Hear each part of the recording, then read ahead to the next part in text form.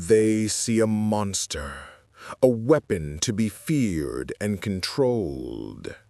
But they don't know the truth of this power that flows through my veins, the whispers of a forgotten legacy. I am not the demon they believe me to be. I will protect this world, even if it means defying my own fate. The Hidden Leaf Village had seen many prodigies in its long history, but none quite like the boy who stood atop the Hokage monument at dawn, silver-white hair dancing in the wind as a single black wing unfurled from his back. Naruto Uzumaki raised his impossibly long katana, the Masamune, and brought it down in a vertical slash that split the morning sky itself. The air screamed. Reality fractured. A canyon carved itself into the forest beyond the village walls, stretching for miles, trees and earth simply ceasing to exist along that perfect line of annihilation. He lowered the blade slowly, aquamarine eyes reflecting no emotion, no triumph, no satisfaction, just cold acknowledgement of what he was, what he had always been. The Anbu operatives watching from the shadows felt their hands tremble. This wasn't chakra. This was something else entirely. Something that made even the 9 tails sealed within this boy seem insignificant by comparison. Naruto Uzumaki was 12 years old, and he had just reminded Konoha why they feared him as much as they needed him. The academy days seemed like distant memories now, though barely a year had passed. Naruto remembered walking through those halls, towering over his peers even then, his frame lean and powerful in ways that made grown Chunin uncomfortable. While other children played and laughed, he sat alone, not from rejection but from the unconscious distance others maintained. They sensed something in him, something wrong, something overwhelming. Iruka-sensei had been the first to truly see past the power, to recognize the boy beneath the monster, though even he couldn't hide the flash of terror when Naruto moved too quickly, or when those aquamarine eyes fixed on him with their unsettling intensity. The graduation exam had been a formality. While others struggled with basic clone techniques, Naruto had demonstrated abilities that made the instructors question their understanding of ninjutsu itself. He didn't need hand signs. Energy simply bent to his will. When asked to perform a substitution jutsu, he had instead vanished and reappeared across the room in a blur of motion that left after images burned into the retinas of everyone watching. When asked for a transformation, he had smiled, a cold, beautiful expression, and shadows had coalesced around him, creating perfect illusions of everyone in the room simultaneously. "Is this sufficient?" he had asked, voice soft and measured, as a dozen copies of the Hokage himself bowed in unison before dissolving into darkness. Hiruzen Sarutobi, the third Hokage, had watched from his crystal ball and felt something he rarely experienced, genuine concern. Not for the village's safety from Naruto. The boy had shown nothing but loyalty, albeit cold and distant loyalty, but for what the boy would become. Power like this, in one so young with so little human warmth to temper it. The old man had seen Orochimaru walk this path. He would not lose another prodigy to darkness. Team assignments came next, and here the Hokage made a calculated decision. Naruto would be placed with Kakashi Hatake, the copy ninja, one of the few jonin who might understand genius twisted by isolation. For teammates, he chose carefully. Sakura Haruno, brilliant and perceptive, who might see past the fear to the person beneath, and Sasuke Uchiha, whose own prodigious talent and cold demeanor might create either rivalry or understanding. The first meeting atop the academy building was tense. Sasuke arrived first, dark eyes scanning the rooftop with practiced wariness. Sakura came next, her eagerness dimming when she saw the Uchiha's serious expression.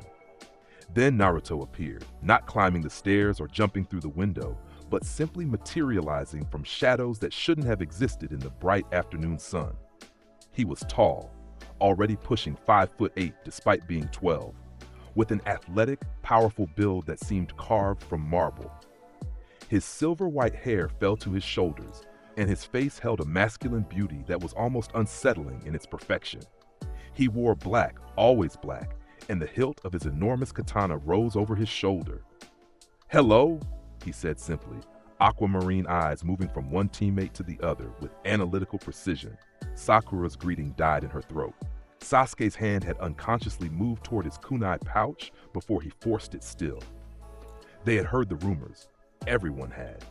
Naruto Uzumaki, the demon child, the freak with impossible power, the boy who never smiled, never shouted, never showed weakness. The one even the Uchiha prodigy couldn't match. Kakashi arrived an hour late, expecting complaints. Instead, he found Naruto reading a scroll of advanced kenjutsu theory, Sasuke practicing kata with rigid focus, and Sakura studying medical texts, all three maintaining perfect silence. The Jonin's visible eye crinkled with interest. My first impression of you three, you're all boring. He pulled out a small orange book. Meet me at Training Ground 3 tomorrow at 5 a.m. Don't eat breakfast, you'll just throw it up. The bell test began at dawn. Kakashi explained the rules. Take the bells or go back to the academy. Most genin would panic, strategize, perhaps cooperate. Naruto simply drew his Masamune, the blade singing as it left its sheath, and vanished. Not a substitution, not a body flicker. True instantaneous movement. Kakashi barely raised his kunai before the massive sword was at his throat, Naruto's face expressionless, inches from his own. The bells, Naruto said softly. May I have them? Kakashi substituted with a log, appearing 20 feet away, heart racing. That speed, that killing intent. No, the complete lack of killing intent, which was somehow worse. You're supposed to work as a team. Are we? Naruto tilted his head slightly. You said take the bells. You didn't specify methodology. He raised his free hand, and dark energy began coalescing around it. Shadow flare. 3 spheres of black fire materialized around Kakashi and detonated simultaneously. The Jonin barely escaped with a lightning clone, smoke and scorched earth marking where he'd stood. He landed in a tree, mind racing. That wasn't ninjutsu. That was something else entirely. Genjutsu? No, the destruction was real. Kekkei Genkai? But the report said Naruto appeared behind him in the tree, not on the branch but floating in the air, a single black wing spread from his left shoulder blade. You're fast, Kakashi-sensei. I respect that. The Masamune flashed. Octa Slash! 8 strikes in the span of a heartbeat, each capable of splitting steel, carved through the tree from 8 different angles. Kakashi substituted again, this time with significant urgency, appearing on the ground as the tree toppled in perfectly sectioned pieces. Before he could recover, Sasuke attacked from his left with kunai and wire techniques, while Sakura created a distraction from the right with explosive tags. They were coordinating without planning, responding to Naruto's overwhelming assault by supporting it. Smart kids. But they were still just genin, and he was an elite jonin. Kakashi flickered through hand signs.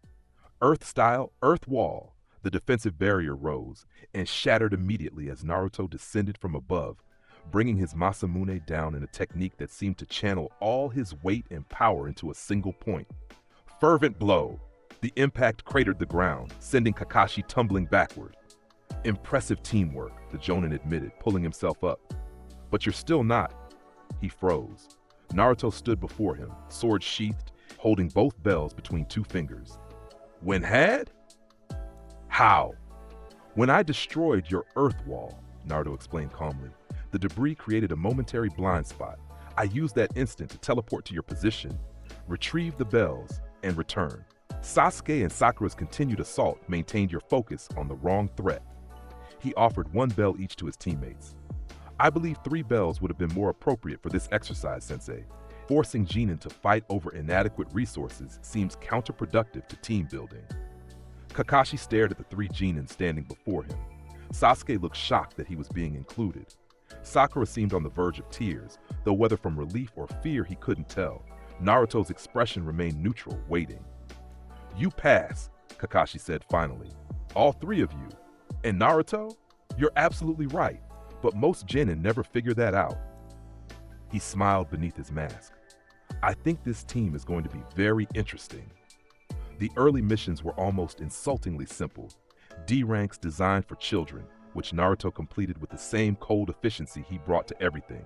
Painting fences, finding lost cats, weeding gardens. Through it all, he never complained, never showed frustration. He simply executed each task perfectly and moved to the next. Sakura found his dedication oddly inspiring, even if his methods were sometimes excessive. When asked to catch a cat, Naruto had used his supernatural speed to have the animal caught examined for injuries, and returned within 30 seconds. When asked to help move furniture, he had lifted a solid oak cabinet required 4 men with one hand. Sasuke watched it all with growing resentment. The Uchiha had trained his entire life to be the best, to restore his clan's honor, to become strong enough to face his brother. Yet here was Naruto Uzumaki, barely trying, making it look effortless. Every time Sasuke thought he had the gap between them, Naruto would do something else, something impossible, and the gap would widen into a chasm. After their 10th D rank, Sasuke confronted him. "Fight me," the Uchiha demanded after training. "I want to see your real strength."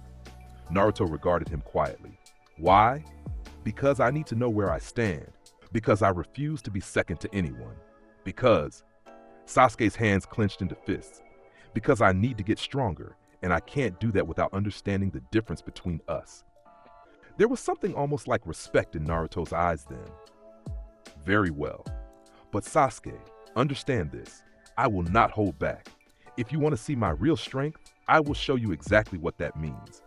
They met at dawn in a secluded training ground, Kakashi and Sakura watching from a safe distance.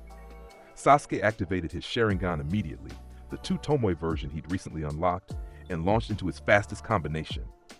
Fireball Jutsu followed by Shadow Shuriken, wire traps, and a lightning-charged strike. It was Academy-level taijutsu perfected to Jonin-level execution. Against any normal genin, it would have ended the fight in seconds. Naruto deflected every shuriken with minute movements of his Masamune, cut through the wires without looking, and stepped through the fireball with an energy barrier that shimmered into existence and vanished just as quickly. When Sasuke's lightning-coated fist came for his face, Naruto caught it casually in his palm, electricity crackling harmlessly against his skin. "Good technique," Naruto said, "but you're telegraphing your movements. Your Sharingan helps you react, but you're not using it to predict. Watch." He released Sasuke's hand and blurred through a sequence of movements. To the Uchiha's Sharingan, they were clear. A feint low, a strike high, a spin, a slash.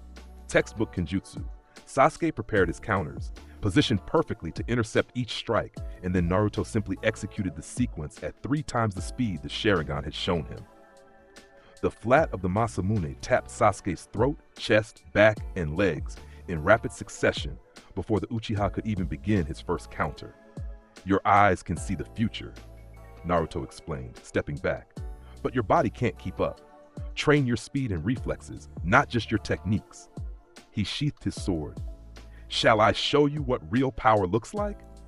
Sasuke, pride already shattered, could only nod. Naruto walked to the center of the training ground and drew his Masamune fully for the first time in front of his teammates. The blade was absurdly long, over 6 feet of folded steel that gleamed with an unnatural sheen. He raised it overhead and spoke a single word: supernova. Energy began gathering at the tip of his blade. Not chakra, something darker, stranger, more fundamental. It grew into a sphere of condensed power, expanding slowly, reality itself seeming to warp around it. Colors that shouldn't exist flickered across its surface. Space began to distort. Kakashi grabbed Sakura and Sasuke, preparing to flee, but Naruto directed technique upward with perfect control. The sphere launched into the sky, and when it reached the cloud layer, it detonated. The explosion turned dawn into noon. The shockwave flattened trees for a mile in every direction, but stopped exactly at the training ground's border. Naruto's control absolute even at this scale. The clouds vaporized in a perfect circle stretching horizon to horizon. And when it faded, a glowing mark hung in the sky like a second sun for a full minute before dissipating. Naruto lowered his sword, breathing only slightly heavier. "That was perhaps 30% of my full power," he said quietly. "Do you understand now, Sasuke?" The Uchiha was on his knees, Sharingan spinning wildly, trying and failing to comprehend what it had just witnessed. "What are you?" he whispered. "I am Naruto Uzumaki," came the calm reply. "I am a shinobi of Konohagakure, and I am something else, something that has always been here, waiting." He extended a hand to Sasuke. "But I am also your teammate, your rival if you wish, someone who will push you to become stronger, not through cruelty, but through example. Can you accept that?" Sasuke stared at the offered hand for a long moment, pride warred with pragmatism. Finally, he took it. "I'll surpass you," he said, voice firm despite everything. "No matter how long it takes, I'll close this gap." For the first time, Naruto smiled, a small, genuine expression that transformed his cold beauty into something almost warm. "Good. I look forward to it." Their first C-rank mission came 2 months later. A simple escort to the land of waves, protecting a bridge builder named Tazuna. Kakashi accepted it eagerly, thinking it would be good experience for the Genin. He couldn't have known how wrong he was about this mission's danger level, though in retrospect, the amount Tazuna was offering should have been a clue. The Demon Brothers attacked at the bridge, emerging from a puddle despite no rain for days. Assassins from Hidden Mist, Chunin level, with poison claws and coordination suggesting extensive partnership. Against most Genin teams, they would have succeeded in their ambush. Against Team 7, they lasted approximately 8 seconds. Naruto was standing behind them before they finished rising from their puddle clone technique. Sudden cruelty, a single diagonal slash, almost lazy in its execution. Both assassins fell in pieces, their gauntlets shattered, their technique disrupted so completely it would have been impossible to reconstruct what they'd attempted. Blood pooled on the road. Naruto cleaned his blade with a cloth, expression unchanged. "You killed them," Sakura said, voice small. "They were attempting to kill Tazuna-san, and by extension, us," Naruto replied calmly. "The appropriate response to lethal force is lethal force. Hesitation in combat leads to death." His aquamarine eyes found hers. "Would you prefer I had allowed them to poison Kakashi-sensei? Or perhaps capture you for leverage?" She had no answer to that. Sasuke, meanwhile, was studying the bodies with analytical interest. "That cut went through their armor like it wasn't there." "The Masamune is exceptionally sharp," Naruto said. "But more importantly, I channel energy through the blade during strikes. It disrupts molecular bonds at the point of contact." He looked at Kakashi. The mission parameters were inaccurate. Tazuna-san is being targeted by forces capable of hiring Chunin-level assassins. This is at minimum a B rank, possibly A rank depending on who else is involved. Tazuna broke down then, admitting everything. Gado's control of Wave Country, the bridge as the only hope, the poverty preventing a properly ranked mission, the old bridge builder expected to be abandoned. Instead, Naruto simply nodded. "We'll continue," he said. "Kakashi-sensei, do you concur?" The Jonin was still processing how casually his student had executed 2 Chunin. "We should return to the village and—" "No," Naruto interrupted quietly. "These people need help. We are Shinobi. This is our purpose." His gaze shifted to Tazuna. "We will protect you and your bridge, but understand that I will show no mercy to anyone who threatens you or my team. Can you accept that?" Tazuna, looking into those cold aquamarine eyes, could only nod. They encountered Zabuza Momochi at the bridge site 3 days later. The demon of Hidden Mist emerged from the water like his title suggested. Huge, powerful, wrapped in bandages with his massive executioner's blade resting on his shoulder. Killer intent rolled off him in waves that made Sakura and Sasuke freeze. The crushing weight of pure murderous aura from a man who'd killed hundreds. Naruto felt it wash over him like a gentle breeze. "Zabuza Momochi," he said, recognizing the blade and the description from the bingo book. "A-rank missing men, known for assassination and silent killing technique. Current employment, Gado's mercenary." He drew his Masamune. "You should leave." Zabuza laughed, the sound echoing across the water. "A Genin threatens me? Kid, I was killing people before you were born, but I'll give you credit, you don't look scared." He raised his blade. Hidden Mist Jutsu. Fog rolled across the bridge, thick and impenetrable, Zabuza's signature technique that made him nearly invincible in close combat. Sakura and Sasuke pressed back to back, unable to see beyond 5 feet. Kakashi raised his forehead protector, revealing his Sharingan, prepared to protect his students from a battle they couldn't win. Then Naruto spoke 2 words: Shadow Flare. Dark energy spheres materialized throughout the mist, dozens of them, their positions calculated to create a perfect grid of destruction. They detonated simultaneously, and the concussive force didn't just clear the mist, it vaporized it, turning water vapor into component atoms. The technique lit up the entire bridge in black flames that burned without heat but consumed the very concept of concealment. Zabuza found himself fully exposed, his greatest advantage eliminated, facing a boy who stood calmly with a sword longer than he was tall.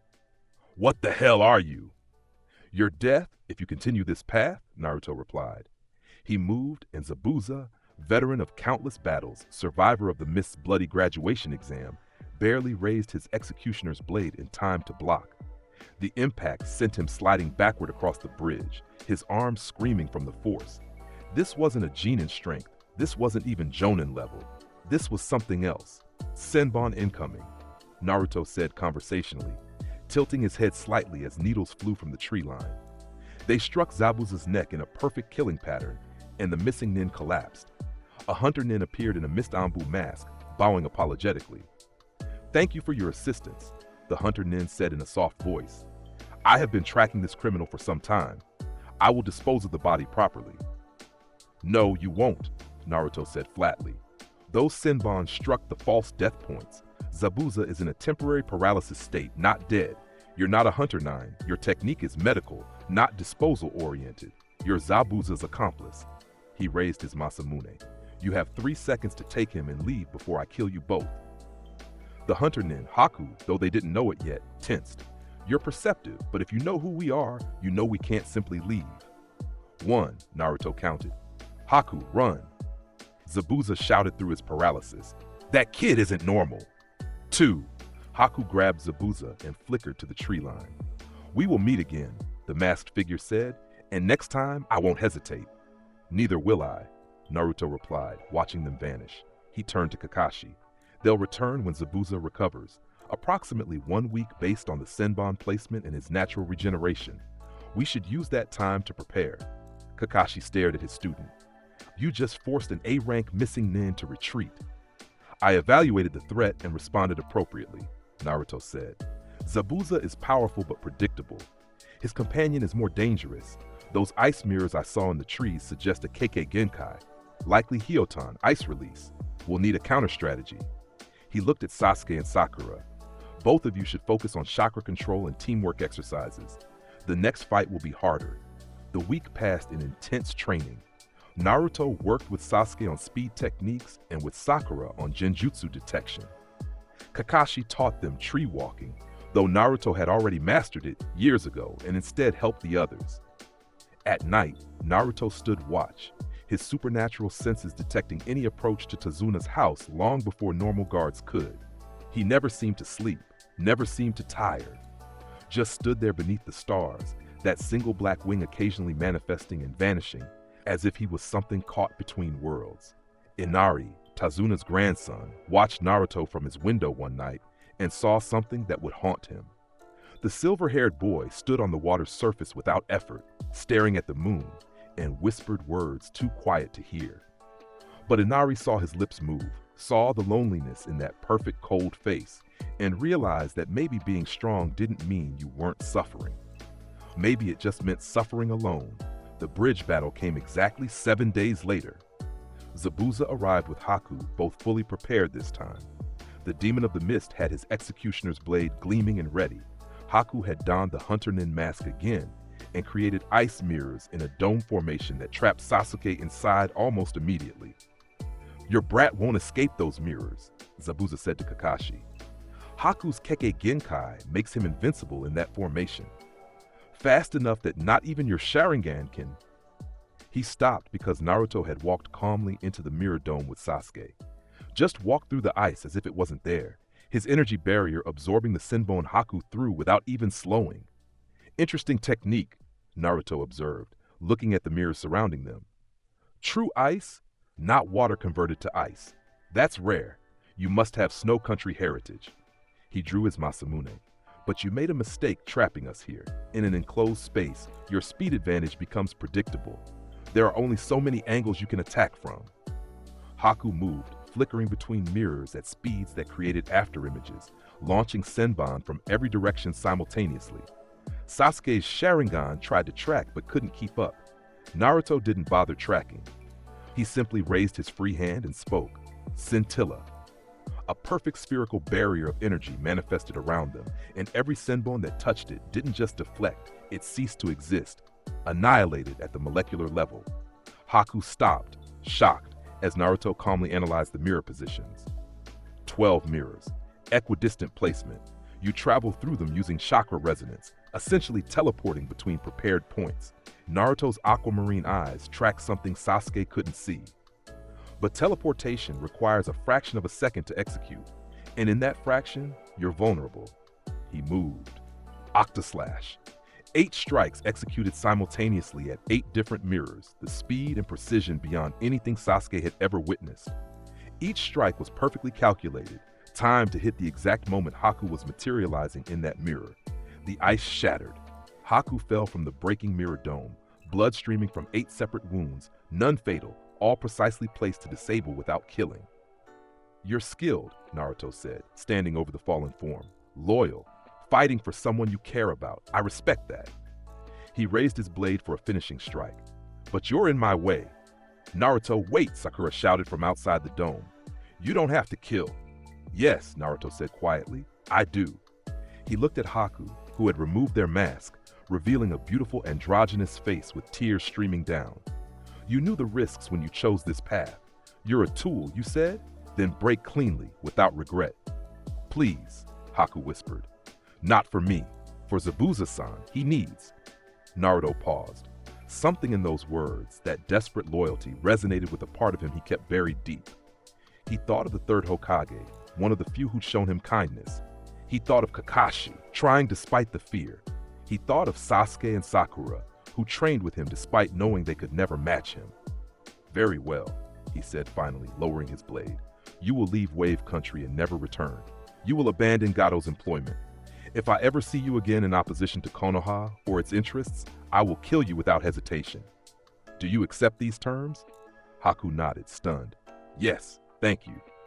Don't thank me, Naruto said coldly. This is mercy, and mercy is a weakness I rarely indulge. He turned to where Zabuza and Kakashi were locked in combat. Your master might not be so fortunate. Zabuza and Kakashi had been evenly matched until Naruto approached. The missing 9 saw his partner alive but defeated and made a desperate calculation. Haku, run! Zabuza-san, run! Damn you, that's an order! Haku fled, and Zabuza turned to face Naruto with grim determination. So you spared my tool. Don't expect the same courtesy. I don't, Naruto replied. He raised his hand and dark energy began coalescing. Heartless angel. The technique hit Zabuza like a physical blow, but instead of causing damage, it drained something fundamental from him. His chakra reserves plummeted. His strength evaporated. His legendary endurance crumbled. He fell to one knee, gasping, feeling weaker than he'd ever felt in his life. What did you do? Reduced you to your base state, Naruto explained. No chakra enhancement, no battle experience giving you an edge, just flesh and bone and will. He walked forward slowly, Masamune gleaming. You're a missing nin who's killed Miss Shinobi, allied with a crime lord who enslaves countries and tried to murder my client. Your crimes are extensive. So kill me, Zabuza spat. I'm not begging. I know. Naruto stopped before him, but I'm offering you the same choice I gave Haku. Leave Wave Country, abandon Gato, disappear. I'll tell the mist you died here. You get a chance to start over, build something that isn't soaked in blood. Zabuza stared at him. Why would you do that? Because Haku asked, Naruto said simply, and because I understand what it means to be a tool, to be used by people who don't care if you live or die. His eyes were distant. I'm giving you a choice I was never offered. Use it wisely. Before Zabuza could respond, Gato arrived with an army of thugs and mercenaries. The crime lord was small, greedy-eyed, already gloating. Zabuza, you're still alive? Good, that means I don't have to pay you since you failed. Kill him too, boys. Save me the severance package. The thugs laughed and advanced. Zabuza, still weakened, struggled to stand. Kakashi moved to intercept, but Naruto simply raised his hand and spoke one word, stop. The killing intent that erupted from him was beyond anything the thugs had experienced. It was beyond anything most jonin had experienced. It wasn't anger or rage, it was absolute, cold certainty that every single one of them would die if they took another step. It was the feeling of standing before a god and being found wanting. It was the knowledge, cellular deep, that this silver-haired boy could end their existence with less effort than it took to breathe. They stopped, every single one. Some dropped their weapons, some wet themselves, some simply collapsed from the pressure. You enslaved a country, Naruto said to Gato, walking forward. You profited from suffering. You betrayed your own mercenaries. He drew his Masamune. You are everything I despise about humanity distilled into one pathetic form. The blade rose. Shadow flare. The dark energy sphere materialized directly around Gato, and when it detonated, the crime lord simply ceased to exist. Not even ashes remained. The thugs screamed and scattered. Naruto let them go. They would spread the story. They would tell Wave Country that their oppressor was gone. That was sufficient. He turned to Zabuza. The offer stands. What will you choose? Zabuza, seeing what Naruto had just done, seeing the casual annihilation of a man who'd controlled an entire country's economy, made the only logical choice. I'll disappear. But kid, Naruto, you're walking a dangerous path. That kind of power, that kind of darkness, it changes you. I've seen it happen. I know, Naruto said quietly, but someone has to walk this path. Someone has to make the hard choices, carry the darkness so others don't have to. He sheathed his blade. Go. Be better than you were. Zabuza and Haku left, two shadows disappearing into the mist. Kakashi approached Naruto slowly. You let them go. Yes. The third Hokage might not approve. The third Hokage, Naruto said, has made many compromises in his long life. He'll understand. He looked at his sensei. Or are you going to report me? Kakashi was quiet for a long moment. No, you made a judgment call in the field. That's within your authority as a shinobi. And honestly, I think you made the right choice. Those two might actually become better people. Perhaps, Naruto said. Or perhaps I just condemned them to a slower death. Time will tell. The bridge was completed a week later, and Wave Country named it the Great Naruto Bridge in honor of their savior. Naruto accepted the honor with his usual stoic grace and never mentioned that he personally funded the bridge's final construction costs with money confiscated from Gato's organization. Inari cried when they left, and for just a moment, Naruto's cold mask cracked enough to smile at the boy. Be strong, he told Inari. Not for revenge or hatred. Be strong to protect what matters. The journey back to Konoha was quiet. Team 7 had changed. Sakura looked at Naruto differently now, seeing past the fear to the person who'd made impossibly hard choices without hesitation. Sasuke was more determined than ever, his Sharingan having recorded everything, his mind already planning new training regimens. Kakashi wrote a very detailed mission report that emphasized Naruto's tactical brilliance and downplayed his more extreme actions. The Chunin exams arrived 3 months later, and with them, the opportunity for Naruto to truly showcase what he was capable of. The exams were held in Konoha, drawing genin from every major village. Teams from sand, rain, grass, sound, and more filled the academy, all eager to prove themselves. Team 7 entered the first test, a written exam designed to test information gathering, and Naruto completed it in 5 minutes without looking at anyone else's paper. He simply knew the answers, his analytical mind solving the problems through pure logic. Ibiki Morino, the proctor, studied Naruto's test afterward and felt genuine unease. Every answer was perfect. Not just correct, but optimally phrased, demonstrating understanding far beyond genin level. This kid had solved Chunin level encryption problems and tactical scenarios with casual ease. The final question, accepting the test despite potential permanent genin status, Naruto had answered with a single sentence: fear of failure is the only true failure. The second test took place in the Forest of Death. Teams had to retrieve scrolls from other teams while surviving the dangerous terrain and creatures. Naruto's team entered, received their Earth Scroll, and needed a Heaven Scroll to pass. Most teams would spend the full 5 days searching, fighting, barely surviving. Team 7 took 40 minutes. Naruto had simply walked to the center of the forest, found the tower, and waited. When teams approached, he evaluated them. Weak teams he ignored. Strong teams he challenged. The first team to face him was from Rain, 3 capable genin with water techniques and coordination. They lasted 30 seconds. Naruto used Heaven's Light, a wave of energy from his blade that disrupted their water clones and sent all 3 flying into trees, unconscious. He took their scroll, checked it, Heaven, and handed it to Sakura. We're done here. That's it? Sasuke asked. We're not going to fight anyone else? Why would we? Naruto replied. We have both scrolls. The objective is complete. Fighting for its own sake is pointless. But the forest had other plans. Orochimaru was in the Forest of Death, hunting for Sasuke, drawn by the Uchiha's potential. The snake Sanin had planned to mark Sasuke with his cursed seal to groom him as a vessel. He found Team 7 near the river and smiled his serpentine smile. Well, well, what interesting prey has wandered into my domain? His presence was suffocating, his killing intent making Sasuke and Sakura freeze in pure terror. This was a Sanin, one of the legendary 3, and his power was incomprehensible. Naruto stepped between Orochimaru and his teammates without hesitation. Orochimaru of the Sanin, S-rank missing nin, seal master and human experimenter. His aquamarine eyes were calm. You're targeting Sasuke. Why? Orochimaru's smile widened. Oh my, you're not affected by my presence at all, are you? How fascinating. And you know of me. Tell me, boy, what's your name? Naruto Uzumaki. The snake Sanin's eyes widened fractionally. The Nine Tails container? But you're nothing like the reports. They said you were a loud, weak failure. Yet here you stand, calm and composed before me. Show me what you can do, Naruto-kun. Entertain me. Sasuke, Sakura, run, Naruto said quietly. Get to the tower. We're not leaving you, Sakura protested. That wasn't a request.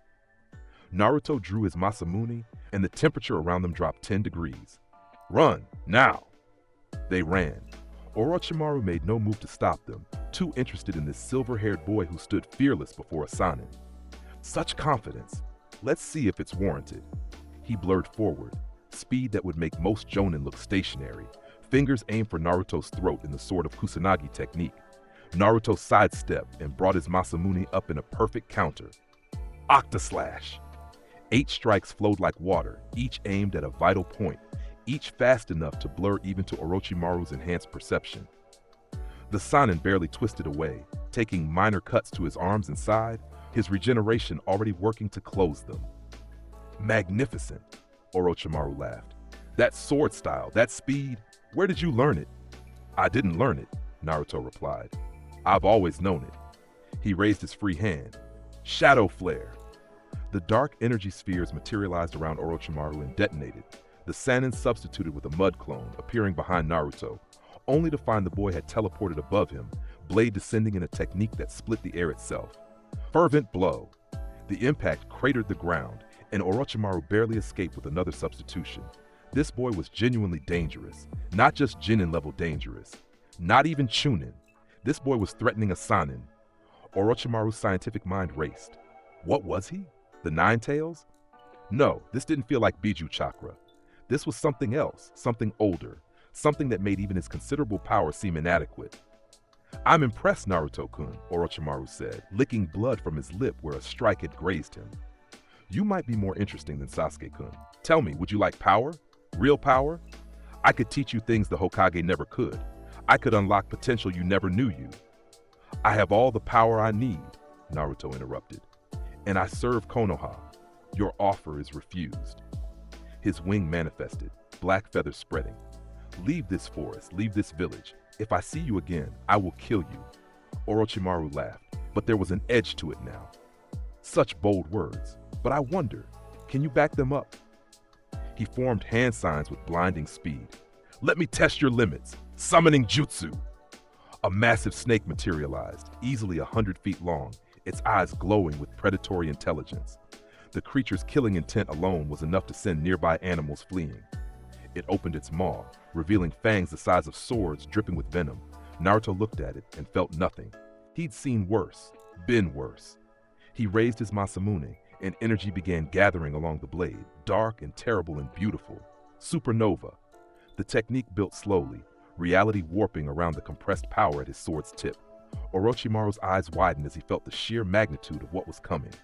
This wasn't possible. A Genin couldn't have this much power. It violated every law of chakra he understood. Impossible. The Sanin whispered. Naruto released the technique, directing it at the snake. The supernova hit the creature's center mass and kept going. A sphere of annihilation that consumed the summon, carved a canyon through the forest of death, and detonated against the forest's far wall in an explosion visible from the village. When the light faded, a perfectly circular crater 100 meters wide marked where the snake had been. Not even scales remained. Naruto stood at the crater's edge, Masamune still raised, not even breathing hard. He looked at Orochimaru with those cold aquamarine eyes. That was 30%. Shall I show you 50? For the first time in decades, Orochimaru felt genuine fear. He laughed, but it was hollow. Another time, Naruto-kun. I think I've learned all I need to for now. He sank into the ground, fleeing through his earth techniques. We'll meet again, and next time, I'll be prepared. Naruto watched him go and didn't pursue. Orochimaru was dangerous, but not currently a threat to his team. He could have killed the Sannin, probably, but the political ramifications would have been severe. Better to let him flee and report this to the Hokage. He found Sasuke and Sakura at the tower. They stared at him with something beyond respect now, something like awe mixed with healthy terror. Did you kill Orochimaru? Sasuke asked quietly. No, Naruto replied. I drove him away. There's a difference. He handed his scrolls to the proctor. We're finished with this portion of the exam. The third test preliminaries began a week later in the tower's arena. Teams that had passed the second test gathered, and Hayate Gecko explained the rules. One-on-one matches to reduce the number of competitors for the finals. Random selection. Fight until surrender, death, or the proctor calls it. The first match was Sasuke versus Yoroi Akado, a sound Jonin who absorbed chakra. Sasuke won decisively with his improved speed and the Sharingan, though it was clear he was pushing himself to prove he could win without Naruto's help. The second match was Sakura versus Ino, an intense battle between former friends that Sakura won by predicting Ino's mind transfer jutsu and countering at the perfect moment. Then the board displayed Naruto Uzumaki versus Kiba Inuzuka. Kiba grinned confidently as he descended to the arena floor, Akamaru barking on his head. Finally! I've been wanting to test myself against you, Naruto. Everyone says you're so strong, but I bet it's all talk. Right, Akamaru? The dog whimpered and tried to hide, his animal instincts screaming danger. Naruto walked down the stairs calmly, not bothering to draw his Masamune. You may forfeit if you wish. Forfeit? Fat chance! Kiba dropped into his clan's stance. Beast human clone. Akamaru transformed into a copy of Kiba, and both launched forward with the fang over fang technique. Spinning drills of claw and fang that could tear through stone. Naruto raised one hand and spoke. Scintilla. The energy barrier manifested, and both Kibas bounced off it like insects hitting glass. They crashed to the ground, stunned. Naruto didn't move, didn't even shift his weight. Again, he said calmly. Kiba, pride wounded, tried again, and again, and again. Each time, the barrier stopped him effortlessly. Finally, after the seventh attempt, Kiba collapsed, exhausted and frustrated. Akamaru had already transformed back and was cowering. I didn't even make you try, Kiba said bitterly. No, Naruto agreed. You didn't. But you fought with determination and didn't surrender even when outmatched. That's admirable. He offered a hand. Train harder. Learn to sense your opponent's strength before engaging. You have potential. Kiba took the hand, helped up, and limped away with new respect and humility. The crowd was silent. Naruto had won without moving, without even drawing his sword. The other Genin suddenly understood what Sasuke and Sakura had been trying to tell them. Naruto Uzumaki was operating on a completely different level. The matches continued. Shikamaru defeated Ken with tactical brilliance. Shino defeated Zaku with insects and strategy. Tamari demolished Tenten with wind techniques. But everyone's eyes kept drifting to Naruto, who stood watching with analytical interest, memorizing every fighter's abilities and weaknesses. Then came Gaara versus Rock Lee. The match started as expected, Lee's speed against Gaara's absolute defense. Lee was magnificent, his taijutsu perfection incarnate, his determination blazing. He opened the first gate, then the second, then pushed to the third, fourth, fifth. Each gate made him faster, stronger, more dangerous. His primary lotus cratered the arena. His speed began overwhelming Gaara's sand. But Gaara was mad, the one tail whispering in his mind, demanding blood. When Lee went for his final attack, exhausted and pushed beyond his limits, Gaara's sand caught him. It began crushing, Lee's bones cracking audibly, his screams echoing through the arena. That's enough! Might Guy appeared in a flash, saving his student, but the damage was done. Lee's left arm and leg were shattered, his ninja career potentially over. Naruto watched Gaara with cold assessment. Another Jinchuriki, but one who'd lost control, who fed his demon instead of containing it. Dangerous, unstable, a threat. Their eyes met across the arena, and Gaara smiled his mad smile. You? I want to kill you. Mother says your blood would be satisfying. Try it, Naruto said quietly, and I'll show you what real demons look like. The preliminary matches concluded with Naruto, Sasuke, Neji, Shikamaru, Shino, Temari, Kankuro, and Gaara advancing to the finals. 1 month to train before the main event, where foreign dignitaries and lords would watch. The Hokage took Naruto aside after the preliminaries. "That was quite a display," Hiruzen said, smoking his pipe in his office. "You barely tried." "Kiba-san was not a challenging opponent," Naruto replied. "Would you have preferred I injured him unnecessarily?" "No, but I'm concerned, Naruto. Orochimaru was seen in the Forest of Death. Did you encounter him?" "Yes." "And?" "I drove him away with force. He attempted to recruit me. I declined and demonstrated why that was inadvisable." Naruto's expression didn't change. "He's planning something, Hokage-sama. Something involving the exams. I would recommend increased security and Anbu presence during the finals."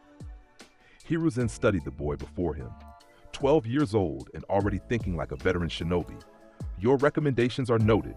And Naruto, thank you for protecting your teammates. The report from the Forest of Death indicated you faced a Sannin alone to ensure their safety. That was brave." "It was logical," Naruto corrected. "They would have died. I would not. Therefore, I fought." He paused. "But you're welcome." The month of training passed in a blur. Sasuke worked with Kakashi on a new technique. Sakura trained with medical jutsu under Tsunade's former student. Naruto trained alone, as always, pushing his abilities to new heights in isolated training grounds where no one could observe. He practiced combining his Sephiroth techniques with ninja skills, creating hybrid attacks that defied conventional categorization. Shadow clone jutsu merged with shadow flare created armies of dark energy. Rasengan infused with his unique energy became a spiraling sphere of annihilation. He trained until his body adapted to even higher speed, until his already overwhelming power grew exponentially. The finals arrived with fanfare and ceremony. The arena was packed with civilians and nobles from across the continent. The Kazekage sat beside the Hokage in the viewing box, though Naruto, watching from the arena floor, noted something wrong about the Kazekage's chakra signature. An infiltration, perhaps. He filed the observation away. The first match was Naruto versus Neji Hyuga. The Hyuga genius descended to the arena floor with cold confidence. "Naruto Uzumaki, I've studied you extensively this past month. You rely on overwhelming force and exotic techniques, but against the gentle fist and my Byakugan, such tricks are useless. I'll shut down your chakra points and—" "Heartless angel," Naruto interrupted, raising his hand. The technique hit Neji before he could activate his Byakugan. The Hyuga collapsed to one knee, feeling his chakra reserves vanish, his carefully cultivated strength evaporating. He tried to stand, tried to fight, but his body wouldn't respond. "You talked about fate and destiny in your match with Hinata," Naruto said, walking forward. "You said people can't change what they are. But you're wrong, Neji. We choose what we become through our actions, not our bloodline or station." He stood over the helpless Hyuga. "I could kill you now. My fate as the demon child would suggest I should, but I choose mercy. I choose to show you that change is possible." He released the technique. Neji's chakra slowly returned, and with it, tears. "Why?" the Hyuga whispered. "Why spare me after I said such things?" "Because Hinata asked me to go easy on you," Naruto replied. "She still believes in you, even after what you did to her. Honor that belief. Become someone worthy of it." He turned to Hayate. "He surrenders." "I didn't," Neji started, then stopped. He had no energy left, no way to fight. And more importantly, he'd just been shown what real strength looked like. The strength to show mercy when you had no reason to. "I surrender." The crowd was silent, then erupted in applause. The Hokage smiled sadly. Naruto had won without truly fighting, and in doing so had changed someone's entire worldview. That was the will of fire in its purest form. The next matches proceeded. Shikamaru defeated Temari through brilliant tactics but surrendered afterward, claiming he was out of chakra and too lazy to continue. Shino defeated Kankuro with insect tactics. Then came Sasuke versus Gaara. The match started well for Sasuke. His new technique, Chidori, the lightning blade, was impressive, piercing Gaara's absolute defense and drawing first blood. But the injury triggered Gaara's transformation. The one tail began emerging, sand and chakra forming a monstrous shape, Gaara's sanity slipping away entirely. "Kill everyone. Mother wants blood." Gaara's voice was barely human. Sasuke prepared another Chidori, but Kakashi appeared beside him. Fall back. This is beyond you now. No, Sasuke shouted. You can't, Naruto said, appearing on Sasuke's other side. He teleported from the stands instantly when he sensed the Biju chakra. This is a tailed beast manifestation. Even partially transformed, he's at Jonin level minimum. He drew his Masamune. I'll handle it. Winner of the previous match, Naruto Uzumaki, Hayate announced quickly. He will face the winner of this match. Evacuation procedures initiated. The crowd began fleeing as Anbu moved to protect the civilians. In the viewing box, the fake Kazekage made his move. He grabbed Hiruzen, and Sound and Sand Ninja began their invasion. The Konoha Crush had begun, but Naruto was focused on Gaara, who had fully transformed now into a miniature version of Shukaku, the one-tailed beast. The creature was 30 feet tall, made of sand and malice, with Gaara's face visible in its forehead, screaming. Finally! The beast roared. Someone strong! Let me taste your blood! Gaara, Naruto called, his voice cutting through the madness. I know you can hear me.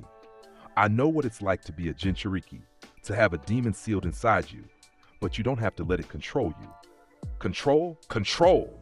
The beast laughed. There is no control, only strength, only killing. Only. Shadow flare, Naruto said calmly. The dark energy spheres materialized around the transformed Gaara and detonated with enough force to scatter sand in every direction. The beast stumbled, its form disrupted, Gaara's concentration broken. Naruto pressed the advantage, his wing manifesting, launching himself into the air and bringing his Masamune down in a devastating arc. Fervent blow! The impact drove the beast into the ground, cratering the arena. Gaara's transformation began reversing, the one-tail's chakra retreating. Naruto landed on the beast's chest and placed his Masamune at Gaara's throat. You have a choice, he said quietly. Continue this path and I'll kill you. The beast, you, all of it. I have the power to do it. Or you can surrender, accept help, learn to control your demon instead of feeding it. What will you choose? Gaara, seeing his own death reflected in those cold aquamarine eyes, seeing someone who truly could kill him without hesitation, felt something he'd never experienced. Hope. If this boy could be strong without going mad, maybe he could too. I surrender, Gaara whispered. Naruto stood and helped him up. Good choice. Your siblings will take you back to sand. We'll speak again when you've had time to process this. He looked at Temari and Kankuro, who had rushed down to the arena. Take him. The invasion is not your fault. We won't hold you responsible. Above them, on the rooftop, Hiruzen fought Orochimaru with everything he had. The snake Sanin had used Edo Tensei to summon the first and second Hokage, turning Konoha's founders against the village. The old man was losing, his age showing despite his skill. Naruto saw this and made a decision. Kakashi-sensei, coordinate the defense against the Sound and Sand forces. I'm going to help the Hokage. Naruto, that's Orochimaru and 2 zombies of Kage-level Shinobi, Kakashi protested. Even you can't. Watch me, Naruto interrupted and teleported to the rooftop. He appeared in the middle of the 4 violet flames formation barrier, the purple walls designed to keep others out. Orochimaru's eyes widened. How did you? Barriers are just chakra constructs, Naruto said. And chakra bends to will. Mine is stronger. He took in the situation. Hiruzen bleeding from multiple wounds, the first and second Hokage attacking with wooden constructs and water techniques, Orochimaru directing them like puppets. Hokage-sama, step back, I'll handle this. Naruto, I know who they are, Naruto said calmly. He raised his hand toward the resurrected Hokages. Heartless Angel. The technique hit both undead shinobi simultaneously, and their Edo Tensei forms began degrading. The technique didn't just drain chakra, it disrupted the very binding that kept them manifested. Orochimaru tried to reinforce the technique, but Naruto was already moving. Octaslash! 8 strikes hit Orochimaru from 8 directions, each one disrupting a different aspect of his technique. The Snake Sanin screamed and shed his skin, emerging from the mouth of his own corpse to escape, but Naruto was ready. Shadow Flare. The dark energy spheres detonated around Orochimaru's escape route, forcing him to redirect into a worse position. Naruto appeared there, Masamune already in motion. You should have stayed away from Konoha. Now you die. The blade came down, aimed for Orochimaru's neck, unstoppable and final. But at the last second, One of the Sound Force sacrificed himself, taking the blow meant for his master. Orochimaru escaped through the gap, his barrier collapsing, his invasion failing. Another time, Naruto-kun, the Sanin's voice echoed as he fled. You're magnificent, but you're still not ready to kill me. Naruto didn't pursue. The invasion was collapsing, sound and sand forces retreating under coordinated Konoha defense. He turned to Hiruzen, who had collapsed against the rooftop, breathing heavily. Are you injured severely? Naruto asked, kneeling beside the old man. I've had better days, Hiruzen admitted with a weak smile. But I'll live, thanks to you. That was incredible, Naruto. You saved my life in the village. I did what was necessary, Naruto replied. The village is my home, regardless of how it has treated me. I will always protect it. He helped Hiruzen stand. Though I suggest increasing security measures, Orochimaru won't give up easily. The aftermath of the Konoha crush took weeks to resolve. The village mourned its dead, repaired its walls, and strengthened its defenses. The alliance with Sand was preserved. The real Kazekage had been murdered by Orochimaru, and the Sand siblings vouched for Gaara's change of heart. Naruto's actions during the invasion cemented his reputation as Konoha's most powerful genin, possibly the strongest shinobi his age in any village. But fame meant little to him. He trained, he went on missions with Team 7, and he waited. Because something was coming. He could feel it. A change in the wind, a shift in the world's balance. 2 years later, that change arrived in the form of Itachi Uchiha and Kasame Hoshigaki, members of the Akatsuki organization, entering Konoha to capture him. Naruto had grown in those 2 years. He was 14 now, taller, more refined, his features sharpened into devastating masculine beauty. His silver-white hair fell to mid-back, and his aquamarine eyes held depths that made even Jonin uncomfortable. The Masamune had grown with him somehow, or perhaps he'd simply become worthy of its full length. He wore black still, always black, with the orange spiral of Uzumaki as his only concession to color. He sensed them the moment they entered the village. 2 massive chakra signatures, one familiar from bingo book descriptions, one completely alien. He found them at a dumpling shop, calmly eating while Kakashi and Asuma confronted them. Itachi Uchi, Naruto said, approaching. Srank missing Nin, Kasame Hoshigaki, wielder of Samehada, members of Akatsuki, an organization hunting Jinchuriki. His eyes fixed on Itachi. You're here for me. Itachi's Sharingan spun slowly. Perceptive. Yes, we're here for the Nine Tails. Come peacefully and we'll spare the village. No, Naruto said simply. He drew his Masamune. Fight me. If you can capture me, you're welcome to try. But I won't let you take me without resistance. Kisame grinned, shark teeth gleaming. I like this kid's spirit. Itachi, let me handle him. I'll soften him up for... He stopped because Naruto had teleported behind him and placed the Masamune at his throat. You're fast, Naruto observed. But not fast enough. Itachi is the real threat here. You're just backup. Kisame's grin widened even as he sweated. Oh, this is going to be fun. Itachi moved then, his Sharingan flaring into Mangekyo pattern. Tsukuyomi. The Genjutsu hit Naruto like a freight train, dragging him into an illusionary world where Itachi had complete control. In this world, Naruto was crucified, and Itachi stood before him with a sword. In this world, I control space and time. I can torture you for 72 hours in a second. You will break Nine Tails' container. You will. Shadow flare, Naruto said calmly. Dark energy spheres manifested in the illusionary world and began detonating. Itachi's eyes widened. That was impossible. You couldn't use techniques in Tsukuyomi. It was a mental construct. Not. The world shattered. Naruto had simply overwhelmed the Genjutsu with raw power, forcing his techniques to manifest through sheer will. He stood in the real world, unaffected, meeting Itachi's shocked gaze. Impressive technique, Naruto acknowledged, but I've faced my own demons. Yours are nothing by comparison. He raised his Masamune. Octaslash. 8 strikes flowed toward Itachi, each one calculated to hit a vital point. The Uchiha used Susanoo, manifesting the skeletal defense of his Mangekyo's ultimate technique. The blows struck the ethereal bones and cracked them. Itachi coughed blood, the backlash from damaged Susanoo hitting him directly. Itachi! Kisame moved to protect his partner, Samehada unwrapping and swinging at Naruto. The chakra-draining blade connected with Naruto's energy barrier and began absorbing, then stopped. Smoke rose from the blade. Samehada was screaming, trying to retreat. What the hell? Kasame stared at his sword. Samahada's never refused to absorb chakra before. Because this isn't chakra, Naruto explained. Not entirely. It's something else, something your blade can't digest. He looked at both Akatsuki members.